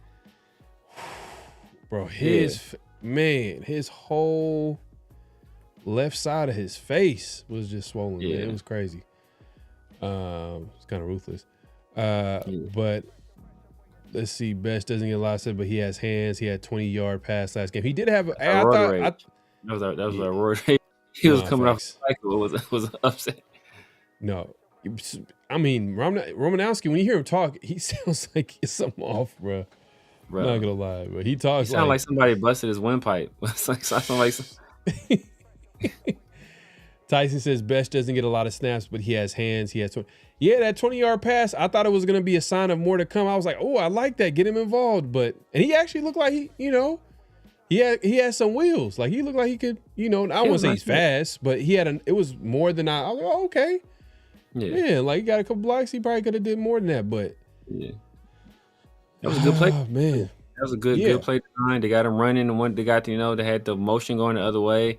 Got him running this way, caught the ball in stride. We was able to, run after the catch. Like I thought that was a good play design. Like they never went to him again. Never went to him again, man. That's just been the story of the season for some of these young rookies. But we're not done with flag on the play. We got another flag on the play, man. We got another flag on the play. I mean, we can go with, this one particularly stung. The end of the Lions and Eagles games. Obviously, that was my upset pick in the Lions, and they're staging the comeback. They needed to stop and to get the ball back, and our old guy, I forget his name. It was Rocky Sin. Rocky Sin got hit with one of the worst pass interference calls I've ever seen in my life. All right, so let me set this up here in just a second. All right, let me know if you can see it here. Yeah, we can see it. All right, perfect. So here we go. So he's calling pass interference on the defense, which is Detroit. And let's see what it looks like here. This is the worst pass interference I've ever seen. Look at this. And look, AJ Brown pushes him. That's ruthless. Yeah, that's crazy. And they caught it on Rocky Sin, bro. Like that, if anything, that's offensive pass interference. If anything, he's in good position, but both kind of little hand fighting. AJ Brown pushes off on him. He goes backwards. And I was like, man, there goes my. I don't know what do refs be thinking when they be making calls like this. Like, do they ever? Sometimes I'll be like, they'll like they'll meet up together and try to get it right. But sometimes when they be like, yo, they stand on these types of calls, bro. It doesn't make any sense. Like, how do you? At all. And that's one thing I will say, because Bill Belichick, for a while, he was always saying penalties should be able to be reviewed. And obviously, the NFL doesn't want to do it because you don't want to slow. They don't want to extend the games longer, right? They already feel the games are long enough. They want to shorten the games as much as possible, make them more digestible. But like in a situation like this, bro, like I would say, like if it's like a last like 2-minute situation, or even like if you want to go like last 5 minutes of a game, you make penalties reviewable, even if it's a review that's triggered by New York, where it's like, okay, we're going to take a look at this. Because in this situation, the officials should have conferred. They're like, oh, man, hey, let's huddle up. Let's talk about this. Let's get this right. Because this is a game with great implications. There are two teams, two of the better teams in NFC. This could affect seeding, which could affect the team's ability to get into the Super Bowl or have home field advantage throughout the playoffs. Like all this stuff matters. And for you to basically decide a game on this call, it's terrible. It's terrible. Yeah, man, it's a terrible call. Terrible call. I don't care as much because it's not, it has nothing to do with the Raiders. But if it was the Raiders, man, I'd be talking about this for like days. I mean, I still think about the Tuck Rule game, man. Like, as a Raider fan, we've like experienced a lot of these types of calls, terrible calls. It's funny. I think it was like about a month ago. I seen something where like. Where how like like it's not obviously talked about enough because obviously it wasn't like a huge game, but it was such a bad call, and I forgot. Was it? I think it was Lewis Murphy. It was a Lewis Murphy touchdown that they took away and said it wasn't a touchdown. You remember that? I don't remember that. It might have been with Gradkowski at. Was it Gradkowski Bruce. or Jamarcus? Might have been. See, it's not one of those like memorable, but if I show you the play, you'd be like, oh yeah.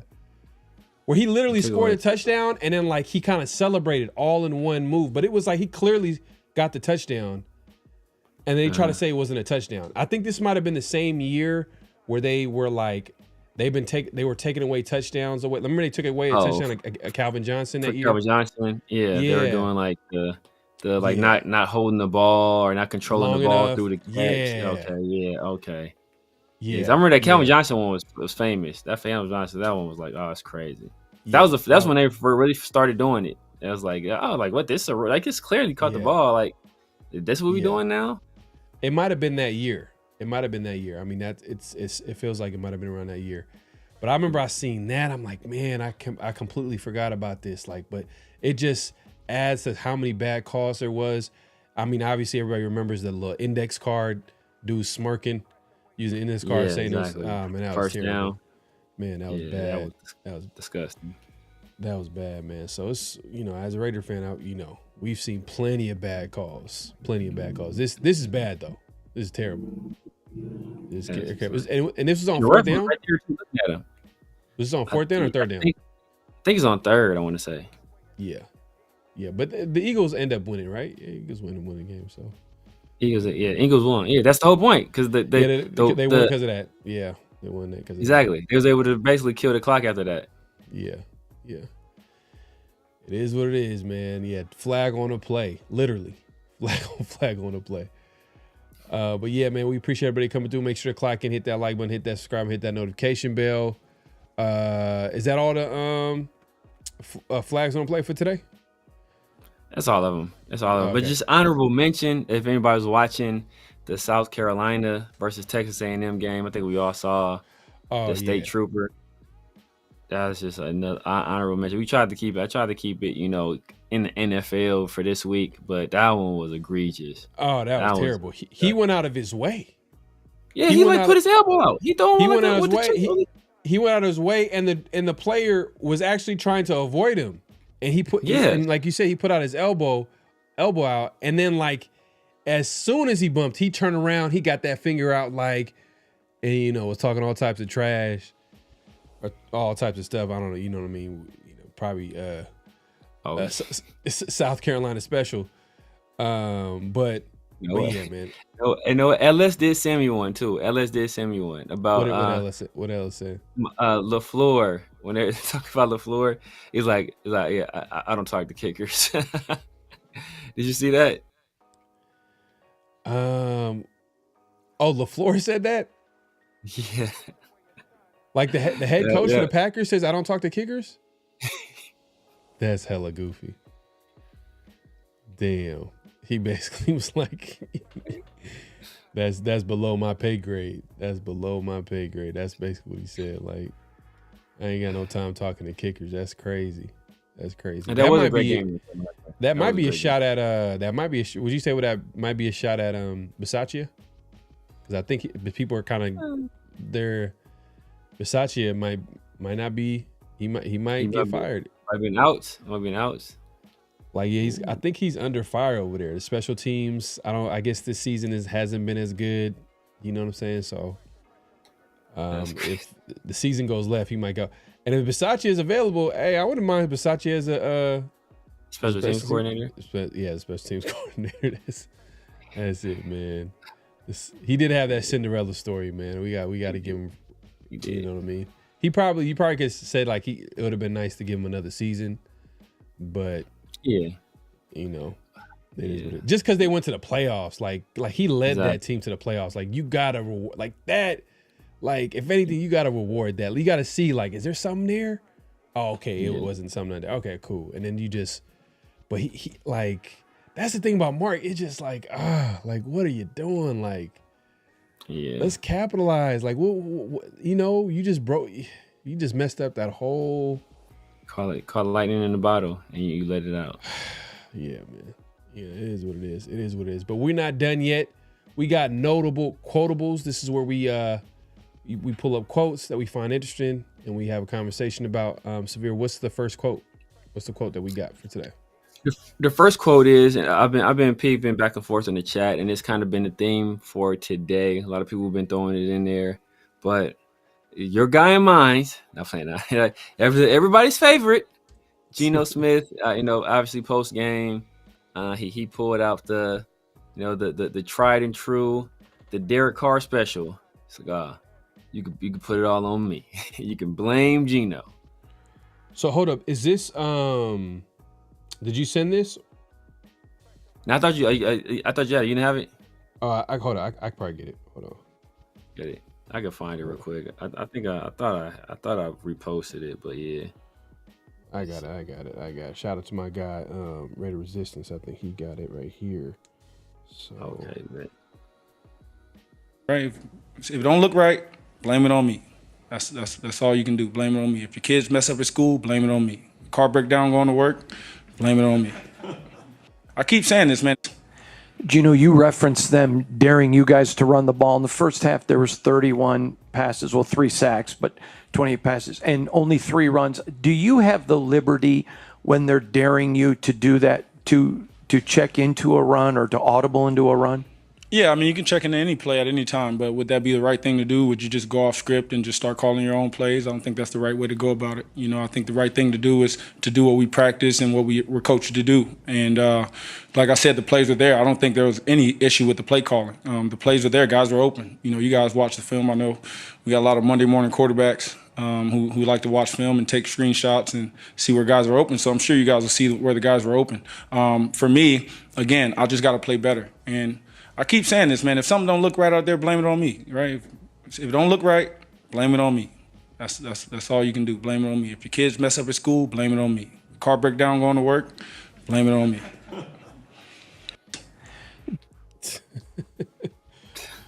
Oh man, it's a little bit of like kind of like throwing some shots there at people who are criticizing them and stuff like that.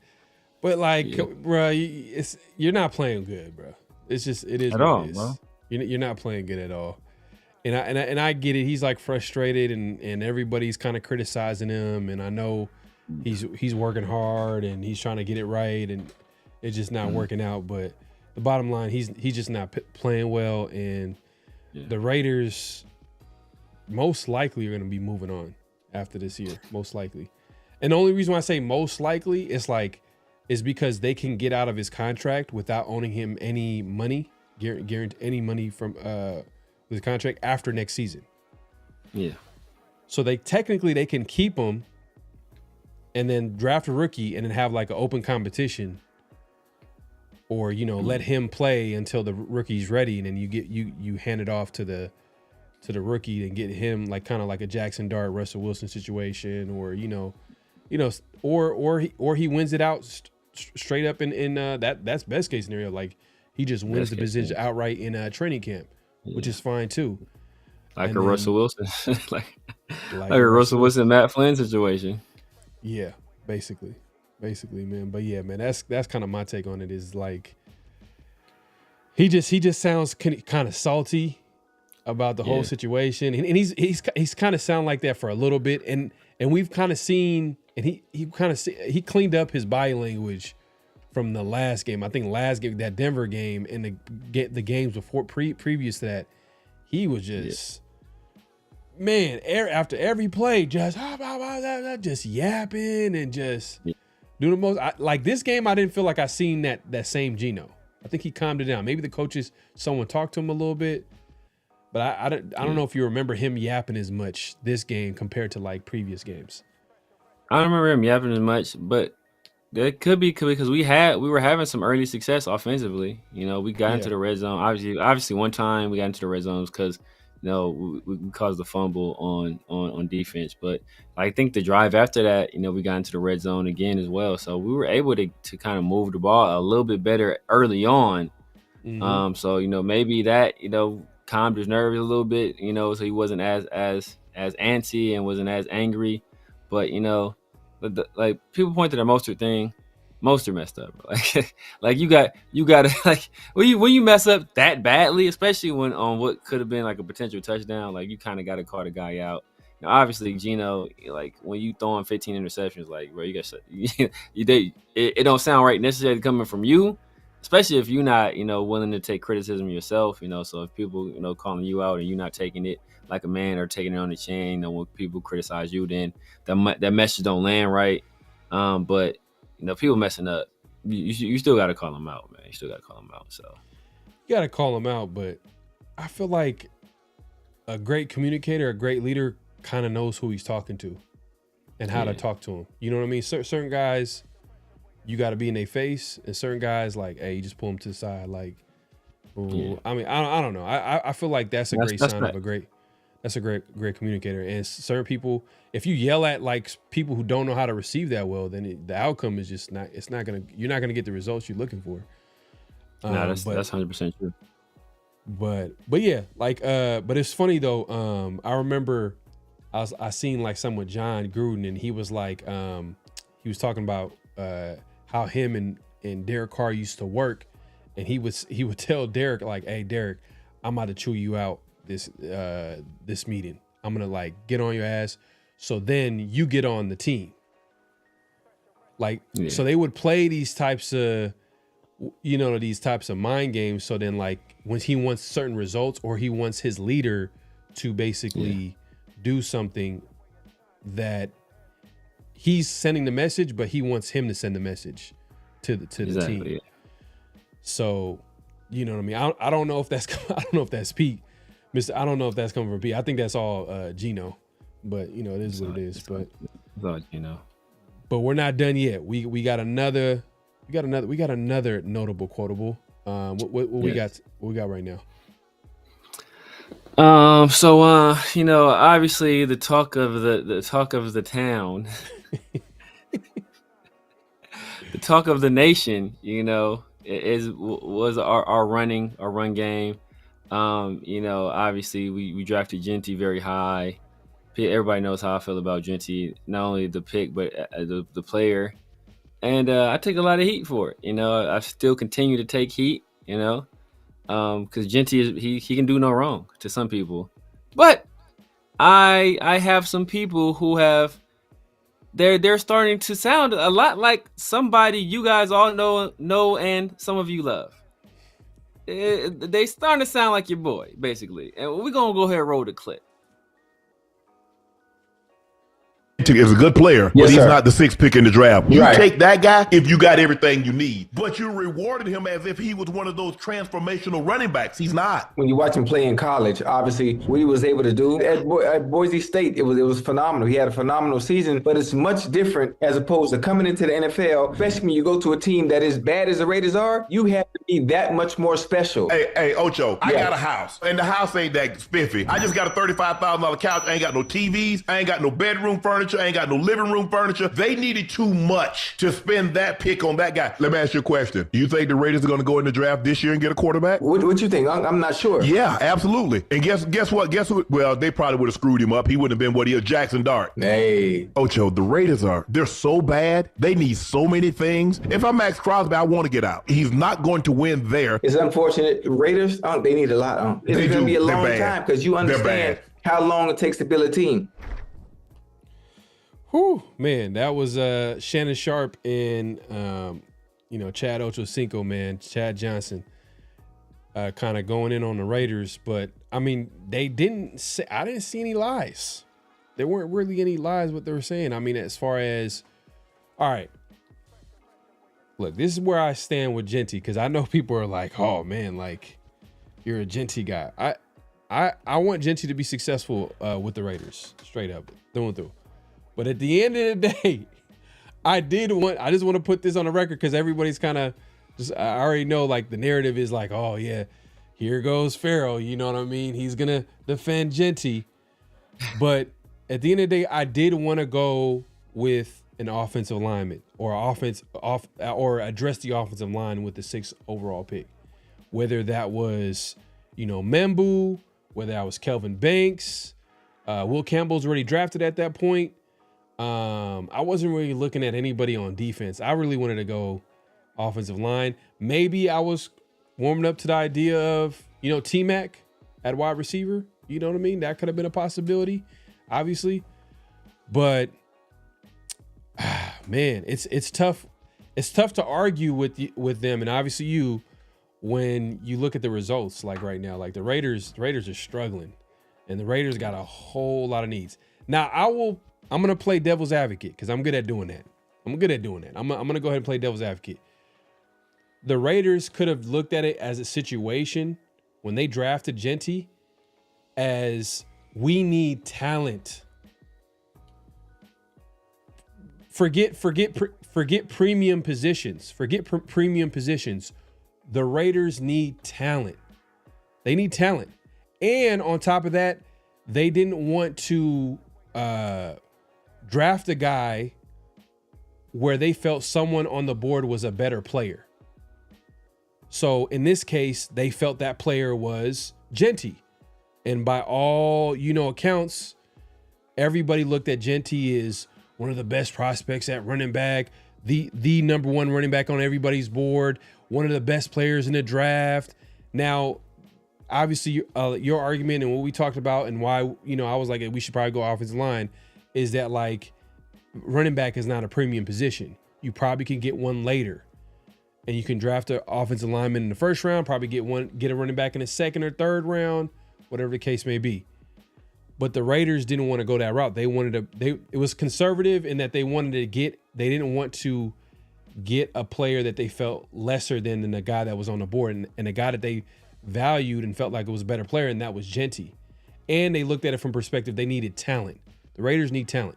So even if they got offensive lineman and a running back within the first two picks, would you can argue, would that have changed anything with this season?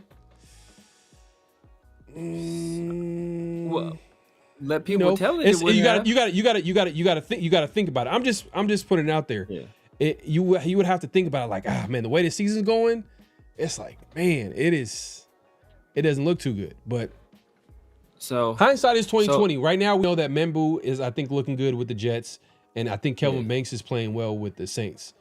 But at the time, at 6, people weren't really projecting Kelvin Banks at number 6, and Membu was a guy that was a late riser. I personally didn't want Membu. That's full disclosure. I don't try to twist that around. But Membu would have been great. I was off. No, I didn't want Membu. I made clear why I didn't want Membu. But I also understood, and I think you kind of brought it to my attention. I talked about it last night on my live, where I think you brought up the point where a lot of people were comparing, just in terms of their measurables and their athleticism. They were comparing Membu to Tristan Wirfs, who was a guy I believe in college was a right tackle that came to the NFL and converted to left tackle eventually, and turned into one of the best left tackles in the league. And who was there to see all that transformation happen? Oh, it was John Spytek. So that's why it kind of started to make sense why we were hearing about Membu for us. And I didn't want that. I would have been okay with Kelvin Banks.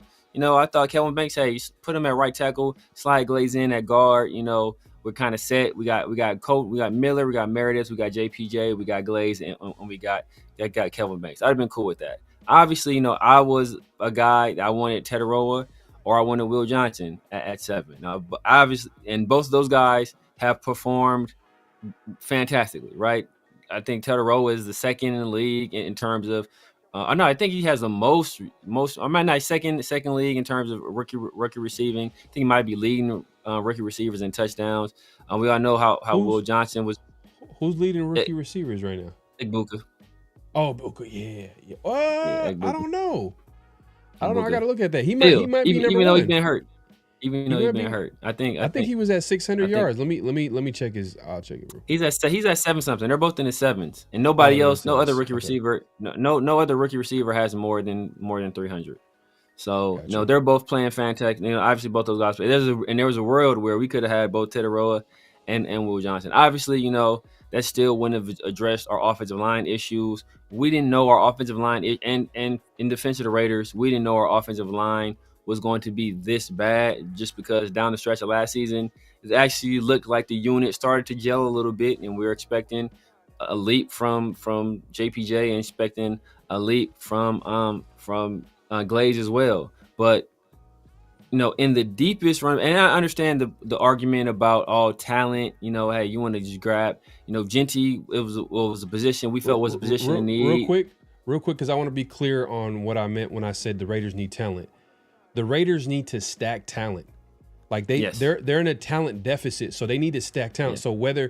So when we look back at these drafts, we're gonna look at like how many starters did we get from this draft? How many depth pieces did we get from this draft? So far we know that Genty's a starter. Everybody else is a question mark because we gotta let it play out and hopefully they develop into that, but we don't know yet. But my point is the Raiders are in a talent deficit and they need starters, and they were conservative. They went for a guy, even though from a value perspective, it would have made sense to maybe grab a guy later, but they were like, nah, we want to make sure we hit on this pick, especially at Spytech. We argue who made that pick. We've said it's probably Pete Carroll, but then Spytech is in the building too. You know what I mean? And I'll give this Spytech credit because a lot of people kind of for whatever reason, they're like, I mean, I get it. This season has been terrible and everybody needs to be held accountable for it. But I don't know why. I'm not out on Spytech. I'm not either. I like some of the moves. I like how he's been able to get some of the value out of trades. I like when GMs say, like the GM for the Jaguars, when he came out and said, like, we didn't know what Spytech was going to do. Like, he played his cards close to vest to the point where he was able to maximize the value in the trade and get a 4th round pick and a 6th round pick. I like that Todd McShay was like, man, like, I didn't see the Raiders drafting Genty. Like, he thought that the Raiders were going to draft Kelvin Banks because that's the smoke that he was able to put right before the draft. So things like that in years past, though, bro, like, I feel like everybody was able to predict the Raiders picks, even though technically they did predict the Raiders pick because a lot of mock drafts said the Raiders were going to go Genty. But that smoke screen in the end, I like stuff like that. I'm like, okay, little, you know what I mean? There, obviously we need to get talent at the end of the day.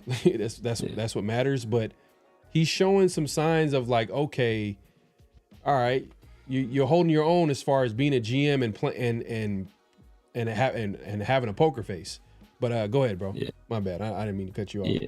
No, you good. Now, I was gonna say, it was just to play devil's advocate a little bit on that part.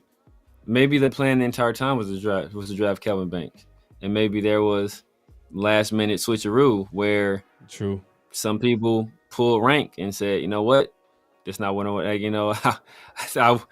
need a weapon. I want to win now, and they went in a different direction. So, But the thing is, and you made a point about stacking talent, and I totally agree, and I understand that just in terms of where they were ranked, going into the draft and as prospects, right? Genty, a running back, was a position of need, and Genty was the best player on the board. Yet and still, in the deepest running back draft class possibly ever, in a lot of people's opinions, you have other opportunities to get impact running backs later on in the draft. We see, just second round, we see what Travion is doing. We see what Bashal Tootin is doing. We see what Quinshon Judkins is doing. Ollie Gordon is playing well at times. We see a lot of these other guys that are making contributions. And when you need so many other things, like what you can afford to do, obviously you want to get talent and you want to have nice things, but you don't want to spend money on luxury items, right? Just to try to keep that analogy going. Like, hey, you know what? Like when you first move into an apartment, do you want to have some nice stuff? Yeah, you want to have some nice stuff, but you can't be out here buying a flat screen if you don't got a bed yet. Like if you don't got a refrigerator, like how are you gonna have this? Oh man, I got a nice flat screen. This is the best flat screen on the market.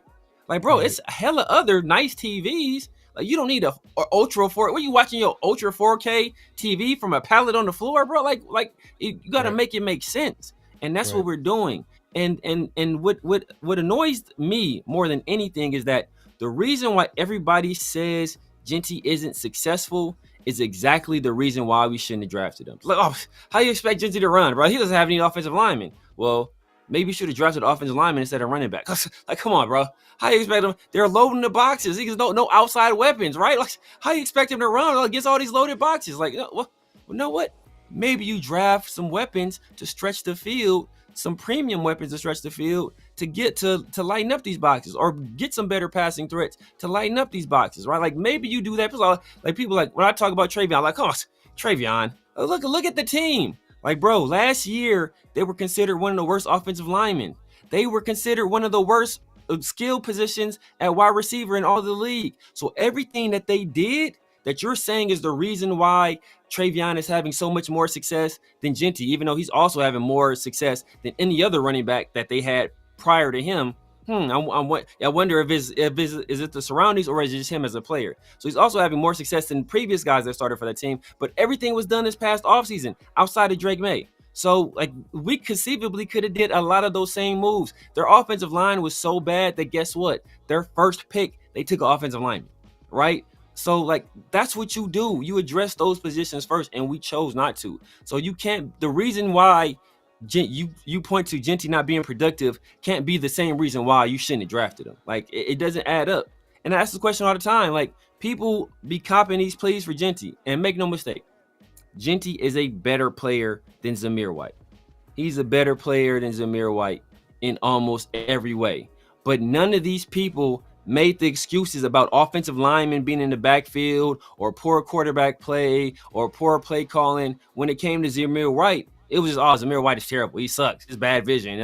They weren't going into these analytics. Look how Zamir White is getting hit at the line of scrimmage. They didn't do none of that stuff. It was just all Zamir. Yeah, no, I hear what you're saying. And what I'm saying when I said the Raiders need talent, going back to what I was saying, is that they need to stack talent and they need to get starters out of these drafts. And if they get a guy like Genty, who they felt highly enough to take that high, and that was their highest rated guy, even though it wasn't a value or premium position, a running back position, like I said, they were really conservative in that they were like, we're not going to play the value game here. We're just going to get a talented player that we feel highly about and draft them at number 6. And then the following year, which is this upcoming draft, they address the offensive line. Or this offseason, they address the offensive line. So they get the offensive line to pair with their number 6 overall pick, who they're invested in Ashton Genty. And then they get maybe they grab a receiver. I don't know who that be. I don't know if they grab one in the draft. But I think let's just say the trenches will be it'll be an emphasis, I would think, this offseason, is to improve the offensive line.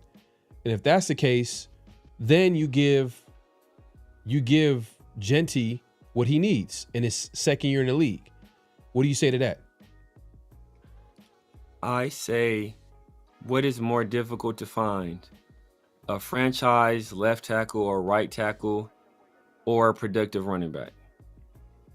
No, I'm sure if they had to choose that, but even then, like that's why I wanted to bring up at the time, like we weren't like 100%. Like I know you probably like Kelvin Banks, but not a lot of people had him going high at number 6. But Membu, I know your guy was the left tackle from that went to Kansas City, who ended up going in the latter half of the first half. You're wrong on that. Yeah. Well, but that's because of off-field issues and whatever. That Right, I wouldn't right. say it's all bad with him, but Yeah. but what I'm trying to Talent-wise, say, good. what I'm saying is, at the time, even we were like, you know what I mean? We were like, let's go here. You were mostly T-Mac. I'll give you that. You were a T-Mac guy at number 6. Yeah. But all I'm saying is the Raiders, they went after the guy that they felt highly enough, which I'm not out on Genty. I think he can be a good player. What we're talking about is value. That's basically what we're saying. Value. Exactly. Value. And all I'm saying is the Raiders looked at it from perspective that we need talent, and we're going to get the best talent, we feel like the best player on the board, and that was Genty. They grabbed Genty. And I know you're going to be like, well, why would you draft him when you don't have an offensive line? What happens if they address the offensive line? They address that the following offseason. And they do that through free agency. They do that through the draft. And then now you have that offensive line to pair with a guy like Genty. I mean, does that change anything? Or does that it has to be done. First and foremost, it has to be done. Yeah. But what happens if they do that? Does that change anything for you? No, it doesn't change anything. No, why it doesn't change anything? Like, peep this, right? Players, let's say there was a player, right? He was the best player in the draft. You just felt 100% he was going to be the best player in the draft. But he had a serious injury and he was going to miss the entire year for sure. Does that guy still go in the first round? No. No, he doesn't go in the first round. So if you went into this draft saying we're going to waste a pick, first of all, on a non-valued position, and then waste a year on that non-valued position, and then hope that next year we're in position to possibly draft the pieces to help this non-valued position justify where we drafted them at, you're a fucking stupid organization.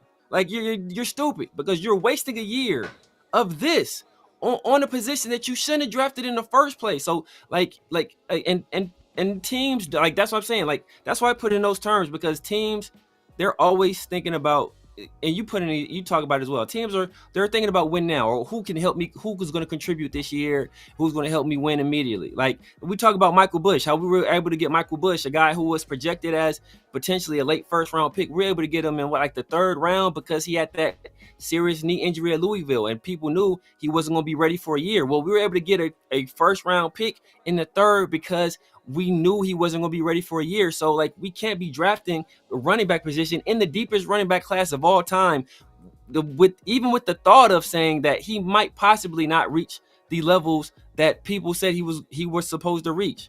And then it's a lot of Monday morning quarterbacking where people now they're pointing to everything else.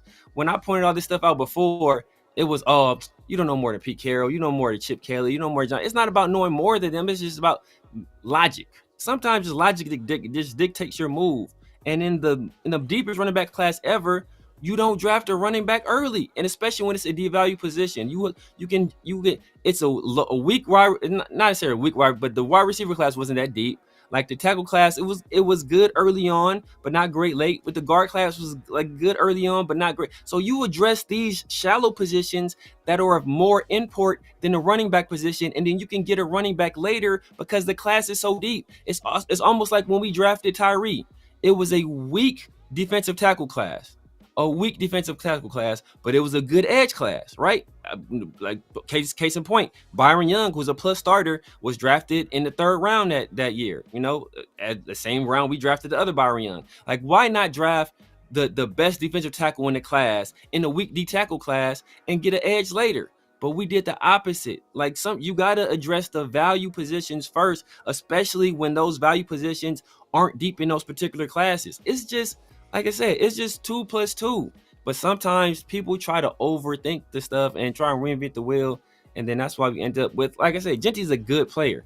He's a good player. I'm not drafting a good running back. I'll say this, though. They weren't a player away, though. They also weren't. Facts. They weren't a player away. And this is what they felt. Because obviously actions speak louder than words, right? They felt like Genty was the best player on the board. Was it a premium position? No. I think Spytek will admit that. I think he comes from that thought process of premium positions. And to your point, there might have been a disconnect between him and Pete Carroll on it. And you know, Pete pulled ranked and he got his guy in Genty. But they're not a player away, and they just went ahead. They knew that they're not a player away, so they went ahead and they got the best, who they felt the best player on the board was, regardless of it being a premium position, and they went ahead and got Genty. So the following offseason, Ray got a question for you. He says, do you think Travion Henderson would succeed with this coaching staff, or Membu would develop with Pete's son coaching him? I think because we've been critical of I've been critical. I'll say I've been critical of Chip Kelly, and I know you also been critical as well, but you kind of been measured in your approach.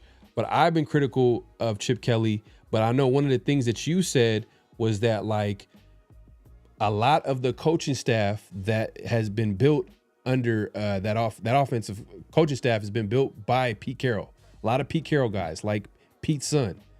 Do you think that Travion Henderson would have been successful with Brendan Carroll being the run game coordinator and coaching that offensive line? Two things. Do I think he'd be better than Genty? Yes. Do I think he would have been like doing what he's doing with the Patriots? No. But also, Travion would have been a second-round pick. So it wouldn't have been the same. He'd have been infinitely more productive than Jack Bech.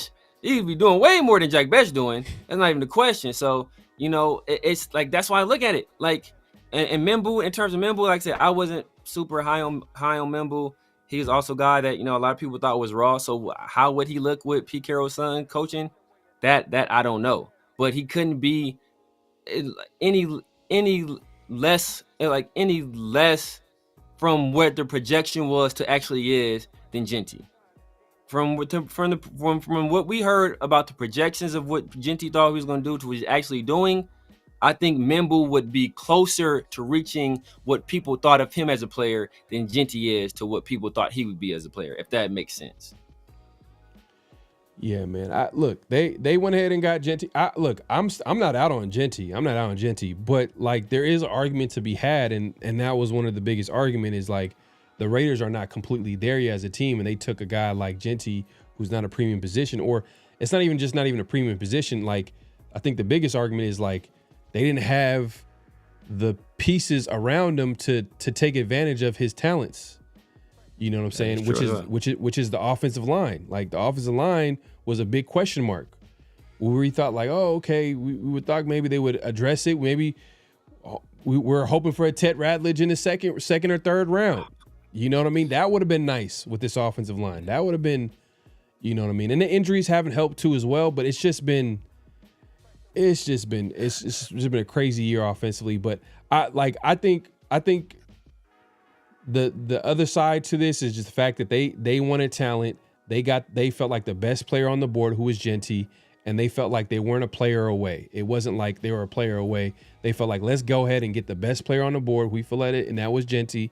And then we'll address the positions accordingly after that. And then obviously the following offseason, look, if they don't address the offensive line, that'd be, man, that's crazy. That'd be crazy. It'd be crazy. But I think they're going to address the offensive line, like from free agency all the way up until the draft. I got to take a look at who's available in free agency. I know there's a center from the Ravens, I believe, that could be available, but it's hard to say because, some of these guys, like we found out last offseason, they'll get franchised. The good ones, they'll get franchised. Like we wanted Trey Turner or Trey Smith from the Chiefs. The guard, we thought we were going to steal him away from the Chiefs like we did years ago with Rodney Hudson at center. Yeah.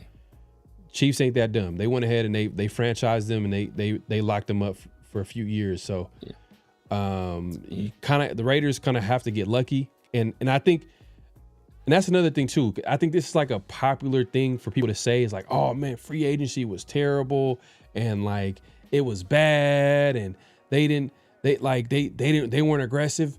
But if this is a rebuild, right? If this is a rebuild, then your investment in free agency has to reflect that. And I think the perfect guys to go after in free agency are guys who are young, right? Guys are young. And what I noticed with there weren't really a lot of young guys like that on the up and up available. There were some here and there, you know what I mean? You could argue maybe the Raiders should have brought back the pass rusher. I don't know how old he is. Oh, for sure should have brought Kelvin Chase on. Should have brought him back. But I will say this, that's the consequences of changing, having a GM and a new coach every year. Those 100%. Guys you're going to lose them. It happens every time. Every regime that comes in, they're always going to lose certain players that we were like, damn, like why are they not keeping them? It's because they're going a different direction and they got players that they want to add to the team. And sometimes some players get lost in the shuffle. But people forget that this last free agency, it was a weak free agency class. There were a lot of players with injury red flags. And what do we find out from Spytek the entire offseason? For the most part, he doesn't like going after guys with injury red flags. And if he does, he wants to give them the lowest investment that he can give them. You know what I mean? Yeah. And like, for example, like I think we got our starting corner, the Raiders starting corner in Stokes for pennies, you know, compared to like, you know, other starting corners in the NFL. Because he came with the injury red flag. But that was like one of their guys that was, you can say, was an injury prone type of guy. Jamal Adams, like vet minimum, I think, you know, with his injury history, vet minimum, a lot of 1-year deals, not a lot of investment. So it's hard for me to criticize a guy like Spytek when the options weren't there. And plus the way he treated it accordingly. Like, nah, we're going to give you a 1-year deal. If it's a injury red flag. And the thing is too, there were guys that I wanted that had injury red flags. Hufanga, the safety coming from the 49ers that went to Denver. I wanted him, but hey, he got a contract from Denver. Yeah. Denver is going all out. It's almost like they're trying to go for that Super Bowl, and they got a defense there. They got a Super Bowl caliber defense, so it made sense for them to get aggressive because they have a young rookie QB. The Raiders don't even have that. They got a Geno Smith who, in my opinion, like I know a lot of people probably blame Spytek. Maybe he should take a little bit of accountability for that move.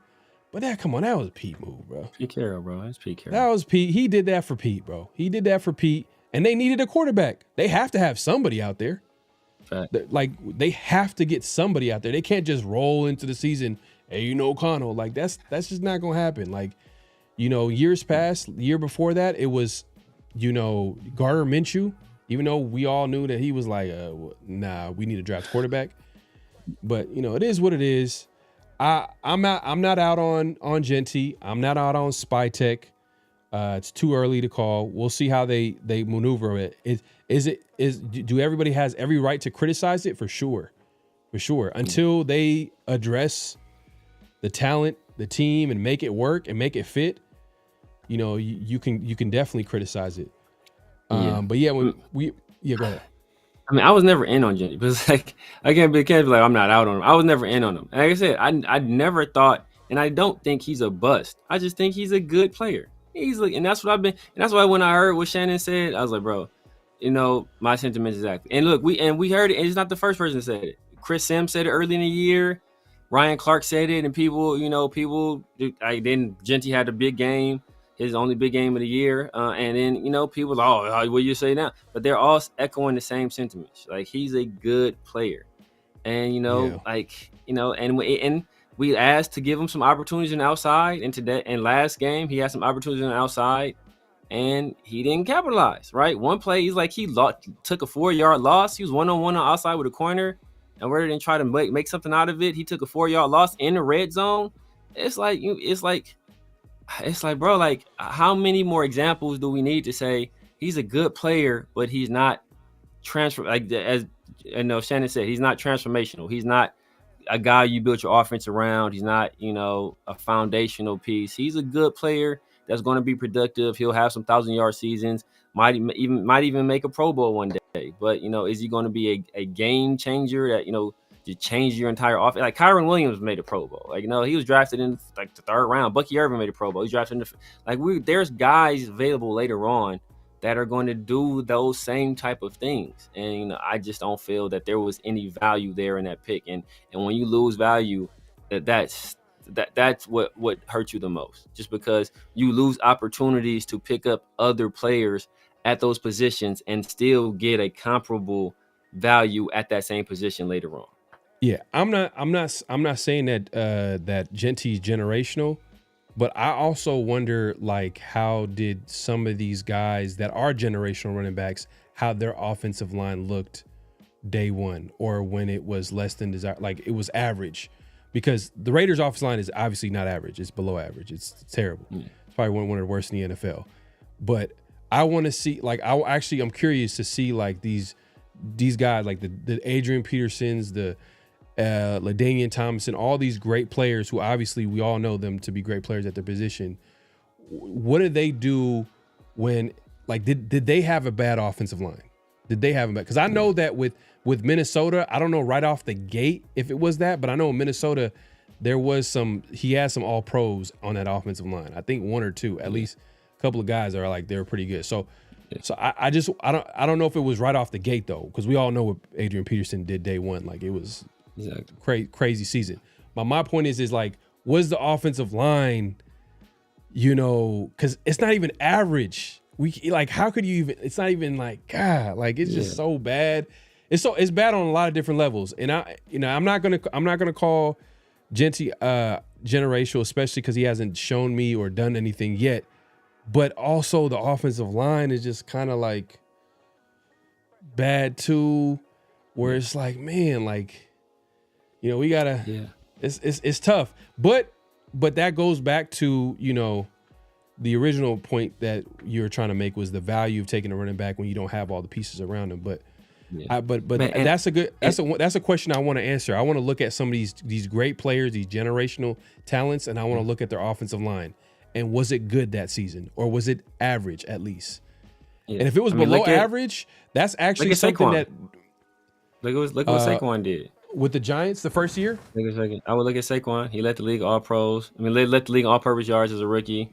I would, I changed, like, that's the last generation. I know some people put Bijan as generational. I didn't necessarily think he's generational, but he could be proving me wrong right now the way he's playing. But I don't know if you want to take a look at his offensive line. But like, there's only 3 players. I think I saw this stat. There's only 3 players right now in the league that are averaging 4 yards per carry after contact. And it's Jonathan Taylor, I want to say Jahmyr Gibbs, and Travion Henderson. So take that for what you will. Travion is one of the guys averaging more yards per carry after contact. You looked at people, everybody went cuckoo for Cocoa Puffs, and they was like, oh, look how Genty has more yards after contact than he has total yards. Guess who else put up that same kind of stat line as soon as he was given the opportunity? Travion Henderson. So like I said, is Genty in a good situation? No. Like, I won't pretend this offensive line is good, or like trying to run blocking is sustainable, or setting him up for success. What I will say is there have been times when he's given opportunities to show individually that he is a guy that can do these things, and he's done it exactly one time all year, and that was in Chicago, where he broke a tackle, took it up the sideline. He's had other opportunities and he hasn't done it. He had a swing pass like out against the Cowboys up the left sideline, and he gets chased down by a linebacker and ran out of bounds. He had the other swing pass when he's one-on-one on the outside with the corner, instead of making a move on a guy, making a miss, breaking a tackle, or at least putting your head in the shoulder and trying to get some positive yards, he runs out of bounds for a 4-yard loss. Like, it's just stuff like that. That's just a microcosm of that's so illustrative of what he is as a player. And he's a good player, but he just individually, he's not going to do it all for you. So you said that he's 4th overall, Travion Henderson, yards after contact. There's only 4 people. No, not 4 yards. Only because look at his carries. So yards per carry after contact. There's only 3 people. I want to say 3 people that are averaging 4 yards per carry after contact, and he's one of them. Damn! It doesn't show the full list. It just shows. Man, Josh Jacobs is still. He's still top 10. Doing his thing. He's still doing his thing, man. Josh Jacobs was a very good running back, man. Yeah, he was. He's a very good running back, man. It's showing the list from day one. He's like number 8, but I don't know how like reliable this is. Though this is like a different website, but number 1 is I think yards per content attempt. Jamari Gibbs 3.7, James Cook 3 yards, Kyron Williams 2.9, Jonathan Taylor 2.8. Yeah. But this is like Fantasy Pros. Yeah. But yeah. I mean, I can sing the stat right now. I think the guy put it out here. Yard yak per attempt. I got. Oh, okay, no. There's four. No, I was wrong on who it was. There's It's four guys. It's Jonathan Taylor is 4.5 yards. Yards after contact per attempt. Javonte Williams is 4 yards per contact after attempt. Trevion is 4 yards per contact after attempt, and Devon Achane is 4 yards 4 yards after contact per attempt. EPA. That's not. They're not.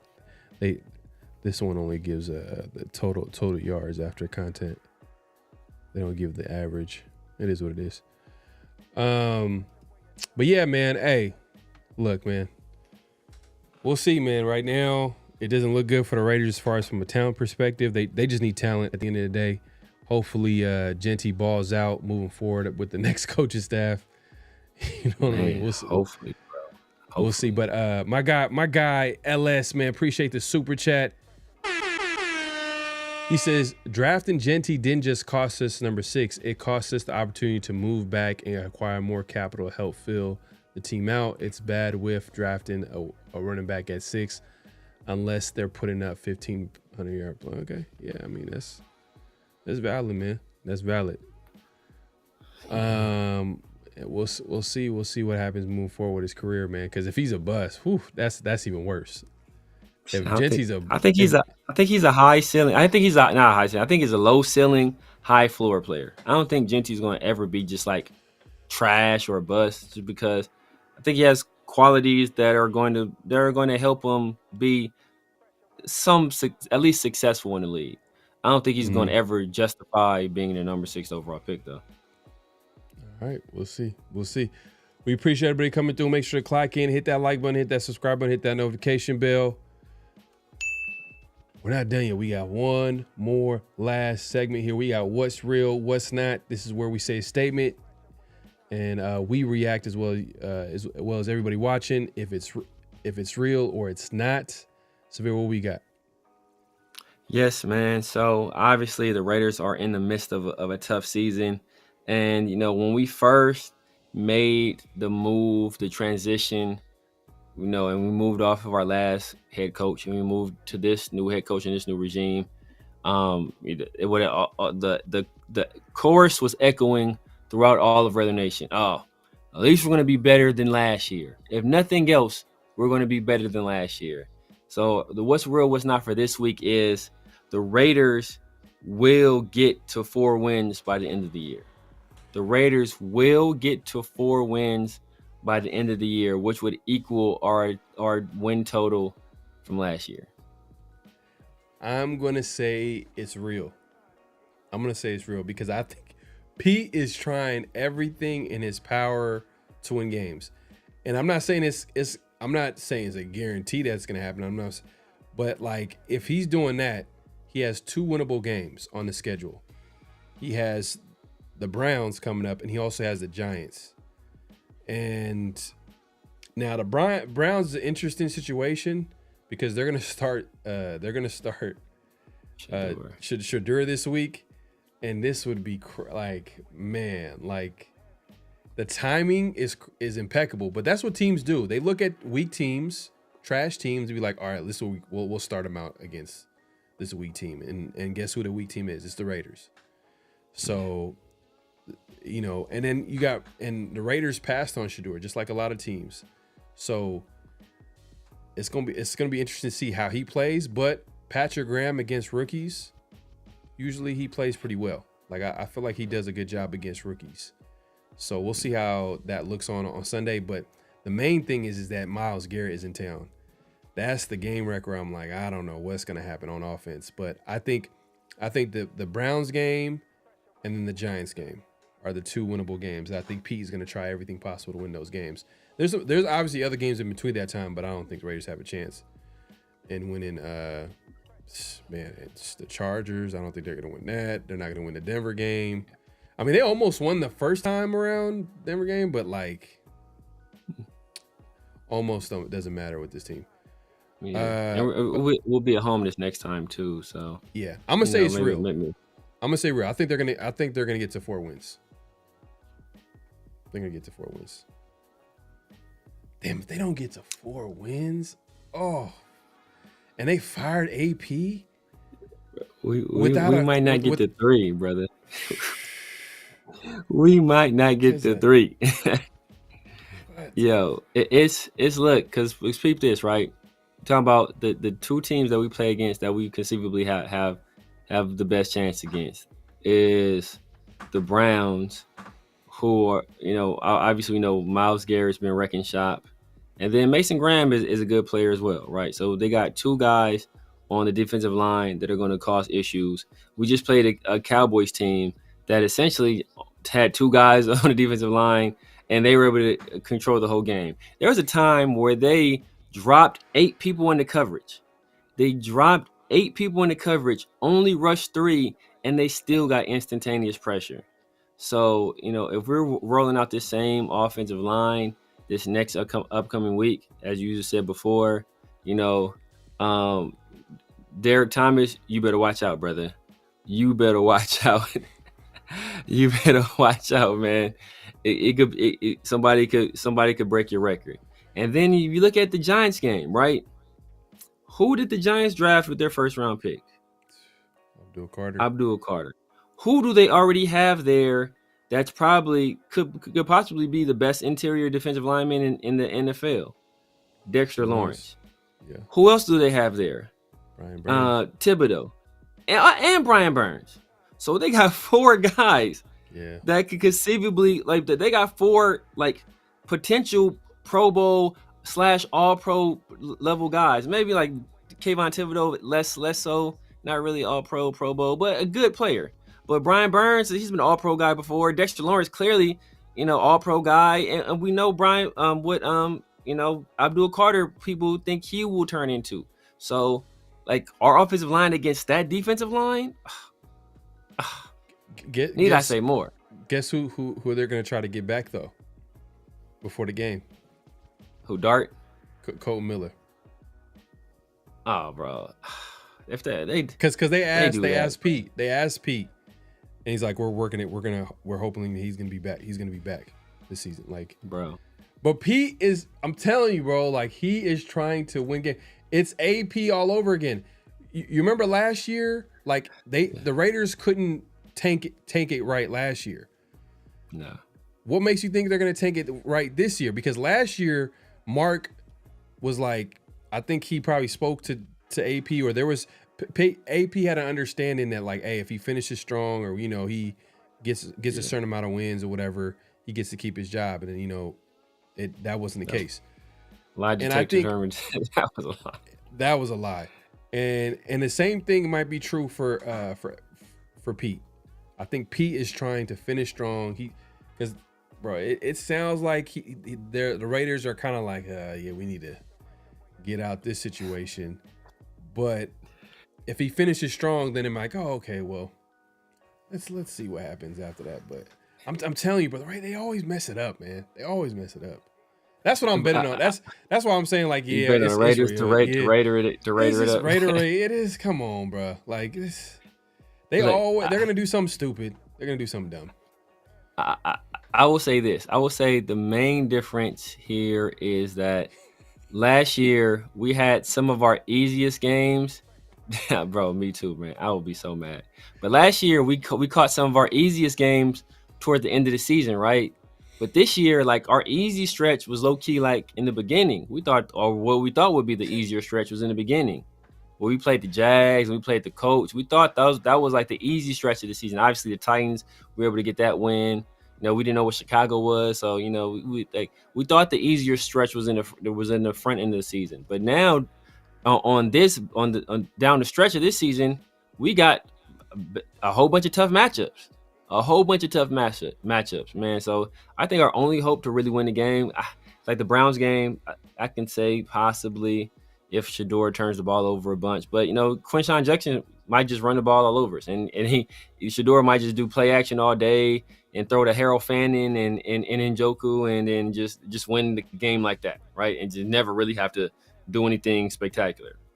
And so, and then I think our best bet would be if we catch a Chargers team that's super hobbled, injured, they're beat up, like we catch them slipping.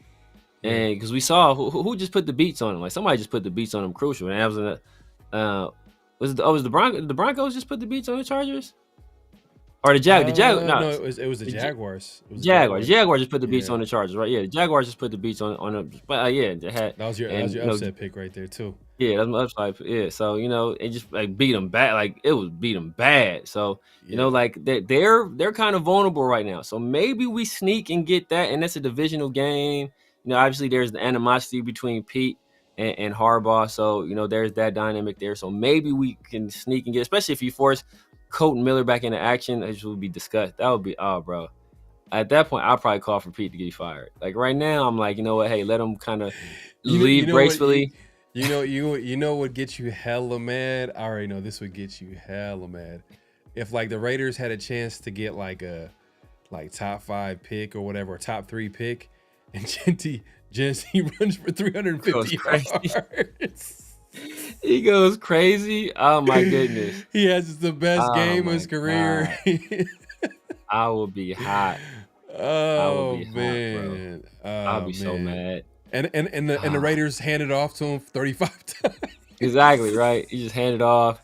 He's out there.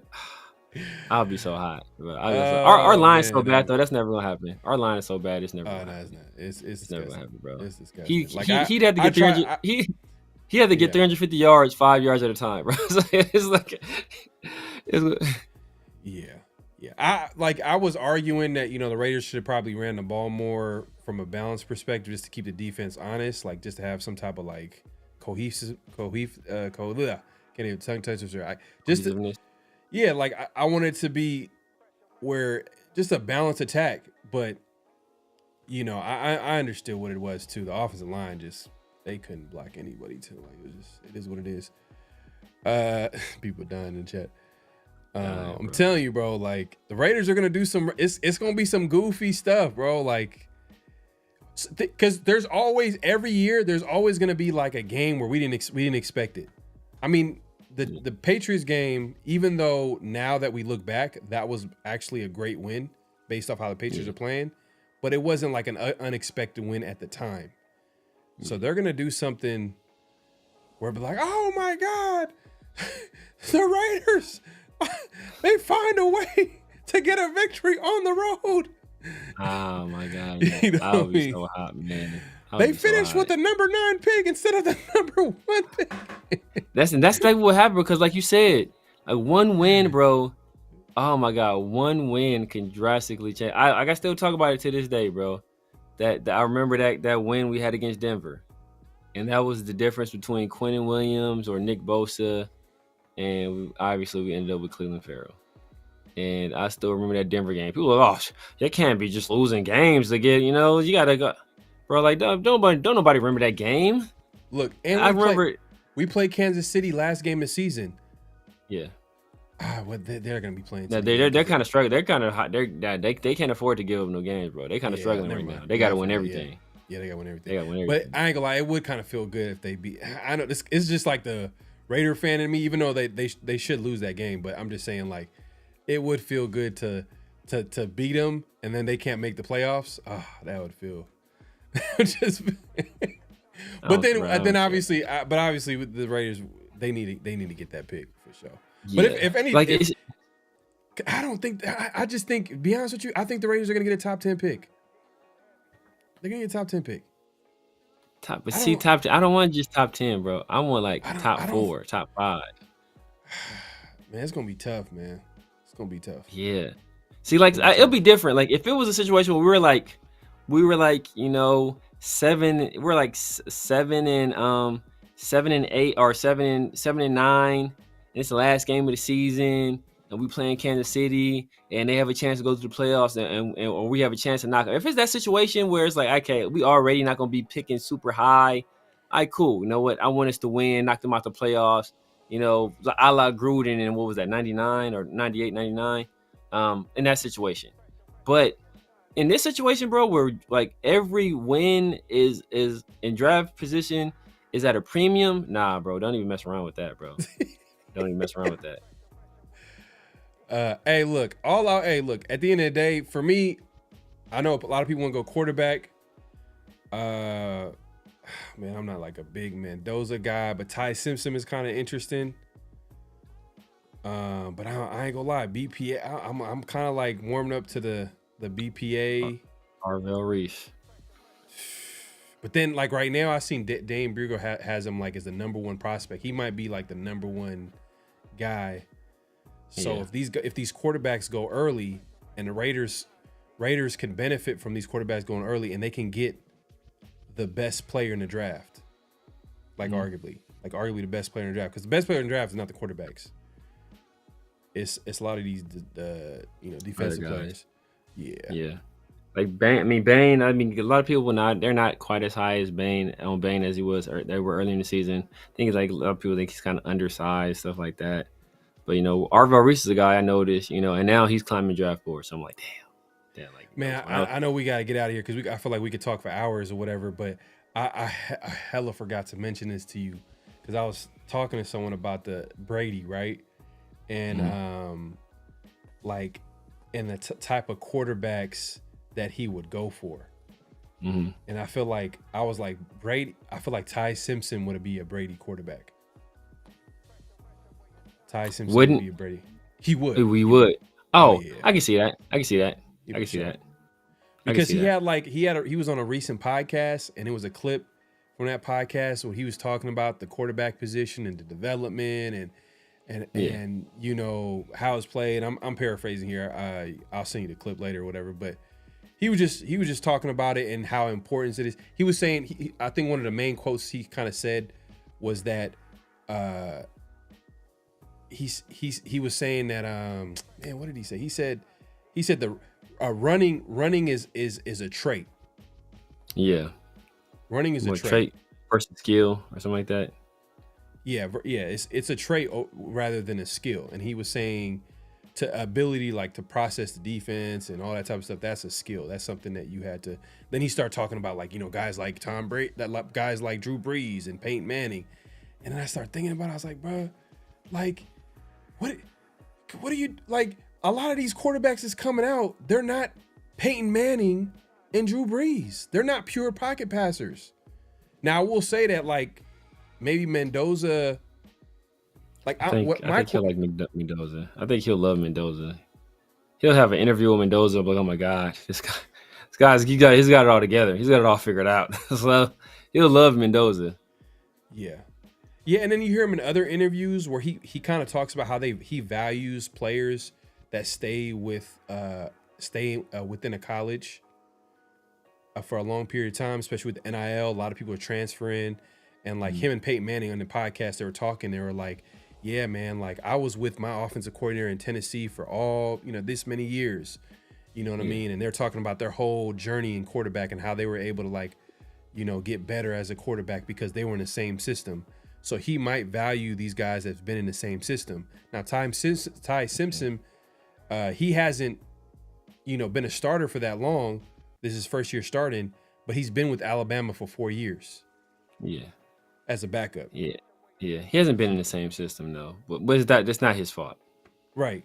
But he's been within that same program though.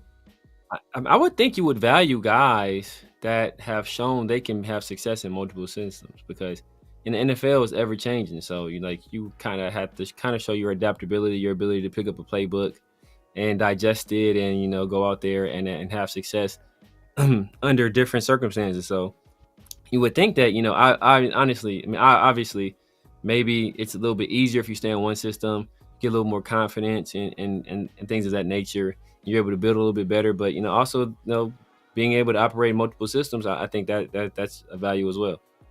Yeah, no, and I hear you on that. My thing is that like you hear Tom Brady saying all these things, so he talks about how QB development has been a problem. The whole process from high school, he says it starts from the NFL, which trickles down to college and high school, and how they develop the position. And he just talks about the problem, right? He talks about the problem all the time. And he talks about, what he values in quarterbacks and what this is how it's supposed to be. Okay, you're now in the Raiders building, and they're going to talk to you about the quarterback position. Where's that balance of what you're going to be looking for in a quarterback that's coming out in today's NFL? What's your solution? So I say like maybe it's Ty Simpson because he's coming in like doing a lot of quarterback stuff. Like he's doing things like, that's what. But then like, where's that balance to me where you look for the traits? Because traits are important, but obviously like you're going to value a quarterback that can, be accurate and process what he sees out there and stuff like that. But I don't know. I thought that was interesting. Like this week when I heard that clip and I start adding up all these things, because every time Tom Brady gets in front of a mic, he's always talking about like how the quarterback position is worse than it's ever been, and like and then it's almost like he kind of doesn't like these mobile QBs. Yeah, I mean, he doesn't like how they've simplified things for QBs to have more success, which is like, it's the old man. He's like, it's the get off my line gang in terms of quarterback. Like, back in my day, they weren't able to do it. They weren't doing all this running and juking and stuff. You had to step back in the pocket and you had to call out the plays and you had to do this and you had to that's not the NFL anymore, man. Like that's not the league anymore, So you got to kind of move with the times, and these are the times now, bro. So if you don't, you evolve or you die, and that's what it is in Mother Nature. That's what it is in the NFL, man. So we better get with the times. Like you see what Drake May doing. You see what Bryce Young just did. You see what these mobile quarterbacks. We see what these guys are doing. They're the guys. Patrick Mahomes is in that same mode. Like you don't see this statue stand in the pocket. No armed guys. That's Tua, for the most part, right? You see what he looks like. You see what Kirk Cousins looks like anytime he gets a start. The only guy he got left is Flacco, and Flacco has a cannon for an arm. So he's not even. That's a trait in and of itself. So it's like it's a different league, brother. It's a different league. No, facts. And the more I think about it, the more I don't want Brady to be a guy that's a huge decision maker in that building. I just want him to be like a voice in the room, a resource for a spy tech or the scouts or whoever in that building. I don't want him to be part of. I want everybody to just do their job. Just do their job, man. Coaches coach, the players play, the GMs be a GM, and that's it. You know what I mean? And then you evaluate them when the time comes, and then you go from there. Come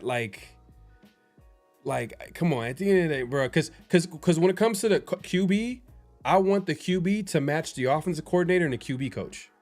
Yeah. Whatever they value and whatever they feel like they can, develop into a successful quarterback, I want them, preferably Brian Daboll, because we, low-key has a track record, but, that's a whole different conversation. But yeah, man, I just wanted to talk about that real quick, man. We appreciate everybody coming through. Make sure to clock in, hit that like button, hit that subscribe button, hit that notification bell. At this point, clock out, man. We are going live on both our channels, so if you haven't clocked in at this point, clock out, man. Make sure to head over to both channels and hit that like button, as well as subscribe to both channels if you haven't already. We appreciate everybody coming through and chopping it up with us, talking about the Raiders and how their season is going. We'll be back here later this week around the Shield. Definitely tune in. We'll have guests, and we'll continue the conversation. And man, is it too early? It's a little too early to do mock drafts, man. I try to do a mock draft, but it's so many players that were in that mock draft that you like. This guy's not coming out. Yeah. This guy's not coming out. Like Dante Moore, like you know what I mean. It sounds like he's not coming out, but he could come. Like, man, he could come out this year. It makes no sense if he gets. You know how they have that evaluation committee, right? Where they tell you, hey, you know what, this guy, this is where we project you to be picked. If they give him a top 10 projection and he doesn't come out, he's an idiot.